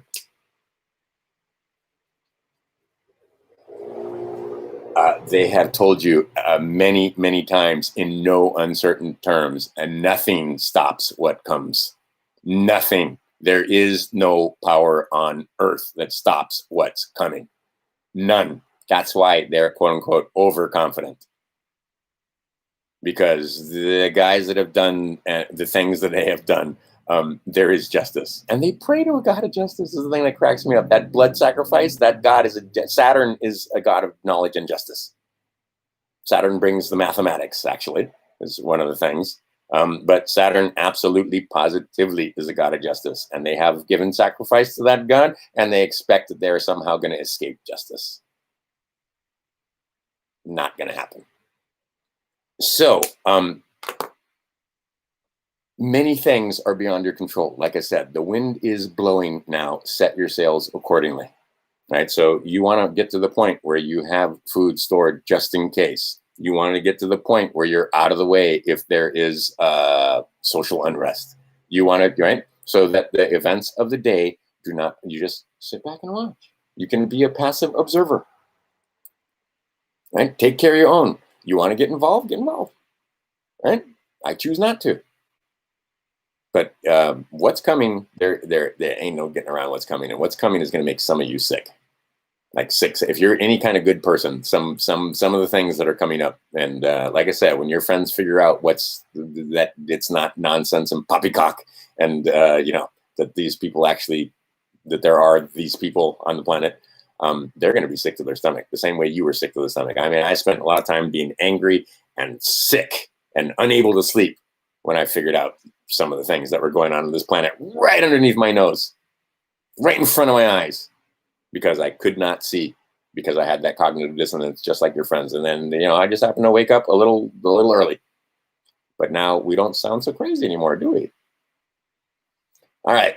I've had enough. I'm going to go back and watch this thing. If there are tremendous errors, I will remove it. Right. Okay. Watch. I can do it now. That was embarrassing. Just embarrassing. 2, 4, doubling, the law of increase. 8, 16, 32, 64, 1, 2, 8, 2, 5, 6, 5, 12, 10, 24, right? Anyway, we can keep going and keep going and keep going. But like I said, and see, this is the thing. When I turn this camera on, something happens where, like, I can't remember certain things. I can't remember code sections. I can't remember scripture verses. I can't do math. Same thing. You stand up in court, and that's why you might want to have, see, there's nothing that says that you want to stand on your documents, but you might want to have a little outlet you can glance down at, so that when you're in that stressful situation talking to a guy that is trying to fuck you, you have some notes there. So pertinent notes that you can read. And if I was you, like, this is a bad example, I would write it in that, if you know about mind maps, write it in various colors, so that your eyes can glance at it very quickly and get at it, right? Get to that knowledge. So you can quote, I don't know, Title 42, for example, or Title 28 when it comes to assumpsit and non-assumpsit, or legal tender when it comes to 12 USC and 411, 26 USC when it comes to, anyway, the idea is being able to sit, right? So you put the notes down there so that when you're sitting in that high stress situation, because most of you have all kinds of, you got to understand. So here's the thing that you can change your thinking, or hopefully change your mind, is, it's just a bank. You're just walking. It's just a formal bank, right? That bailiff that comes out and meets. That's like having a greeter in the. If you had a bank and they had a greeter and they tell you what teller to go to, right? And they're just clerks and they're just bankers, and it's just legal business that you're involved with. But see, they've got, and if you got your square and if you got your paperwork squared away, what you're worried about is that A, they're going to extract wealth from you, or B, that they might even take you and put you in a cage. So you need to make sure that they understand that this thing is not surety for any bond. Right? What does that mean? What did you just say? But the idea is that, yeah, that's the problem, is that many of these guys that have done atrocious things, they've paid for those slaves. They paid for those debts. They paid for those. They've already discharged those things when it comes to harming others. Because again, they've set up this crazy system wherein you all you have to do is pay some fees, and I talked about that when it comes to. Anyway, the old law and so forth that is still in effect.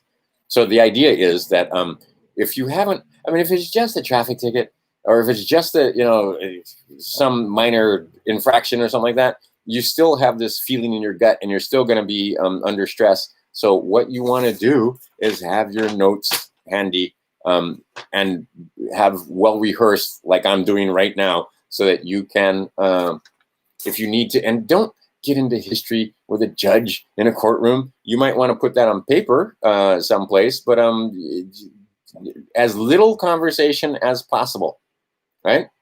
Have your paperwork stand for you, because as Patrick Devine and a couple of these other people that you're talking about have said, is that when you walk into court, you open your mouth, and they're better at it than you are, because they've been doing it every day. It's their job for years, whereas that might be your first or second time, right? So who's going to be better at it? Who's going to be better at the word fair, the tung fu, as it were? Them or you? Them, obviously. So if read your Sun Tzu, right? You're taking it to them. Well, actually, they're taking it to you generally. So what you want to do is say as little as possible, so they cannot hang you with your own words. You want to hang them with their own words. You want to accept their oaths, right? You're not party to that Constitution for United States Corporation. They are. They've sworn an oath to uphold and protect.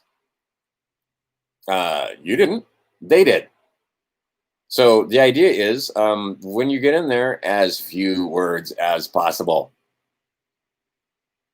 Right? Let them hang themselves, because what they're trying to do is get right, because that's all it is. And then they know that you're stressed. They're completely relaxed. They got all the guns and clubs. They're sitting in the high thing, and you're down there, right? Okay. So the idea is you want to be as comfortable as possible, and the way to do that is to be as familiar as possible. It's the same thing when the mathematics, right? Teach them these concepts, make sure that they've been exposed to these concepts, and then when they're tested on these concepts, they don't have test anxiety, because they know this, right? And you know how many times I've done this and I fucked up that one video, I fucked up that one right there, and of course every single one, and after that I could see that the numbers weren't right.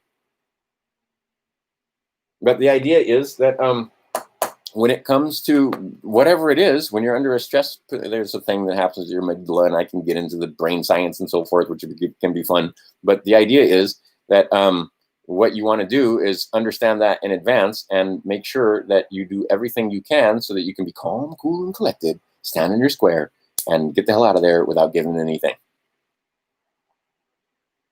Right? And don't get in there in the first place if you got your paperwork in order ahead of time. And again, you have to notify the Treasury Department and the Secretary of the State and the Department of Labor and the DTs and blah, blah. You got all these different people that you got to let know that you're alive. And the Social Security Administration and all these different inspector generals and so forth, and the postmaster, and perhaps your local police force. Because you're supposed to like, say you move into a new county, you should let them know that you're there. And you should give them your fee schedule, and you should let them know that, hey, look, a living man person has moved into your county, right? And I'm not part of that jurisdiction, that you're outside of that jurisdiction, but you're living on the land there. You're not a person in residence. You're a man on the land. All right, I'm done. Holy cow, look at all these comments. It goes for days. Wow. All right, I'll read all of that afterwards.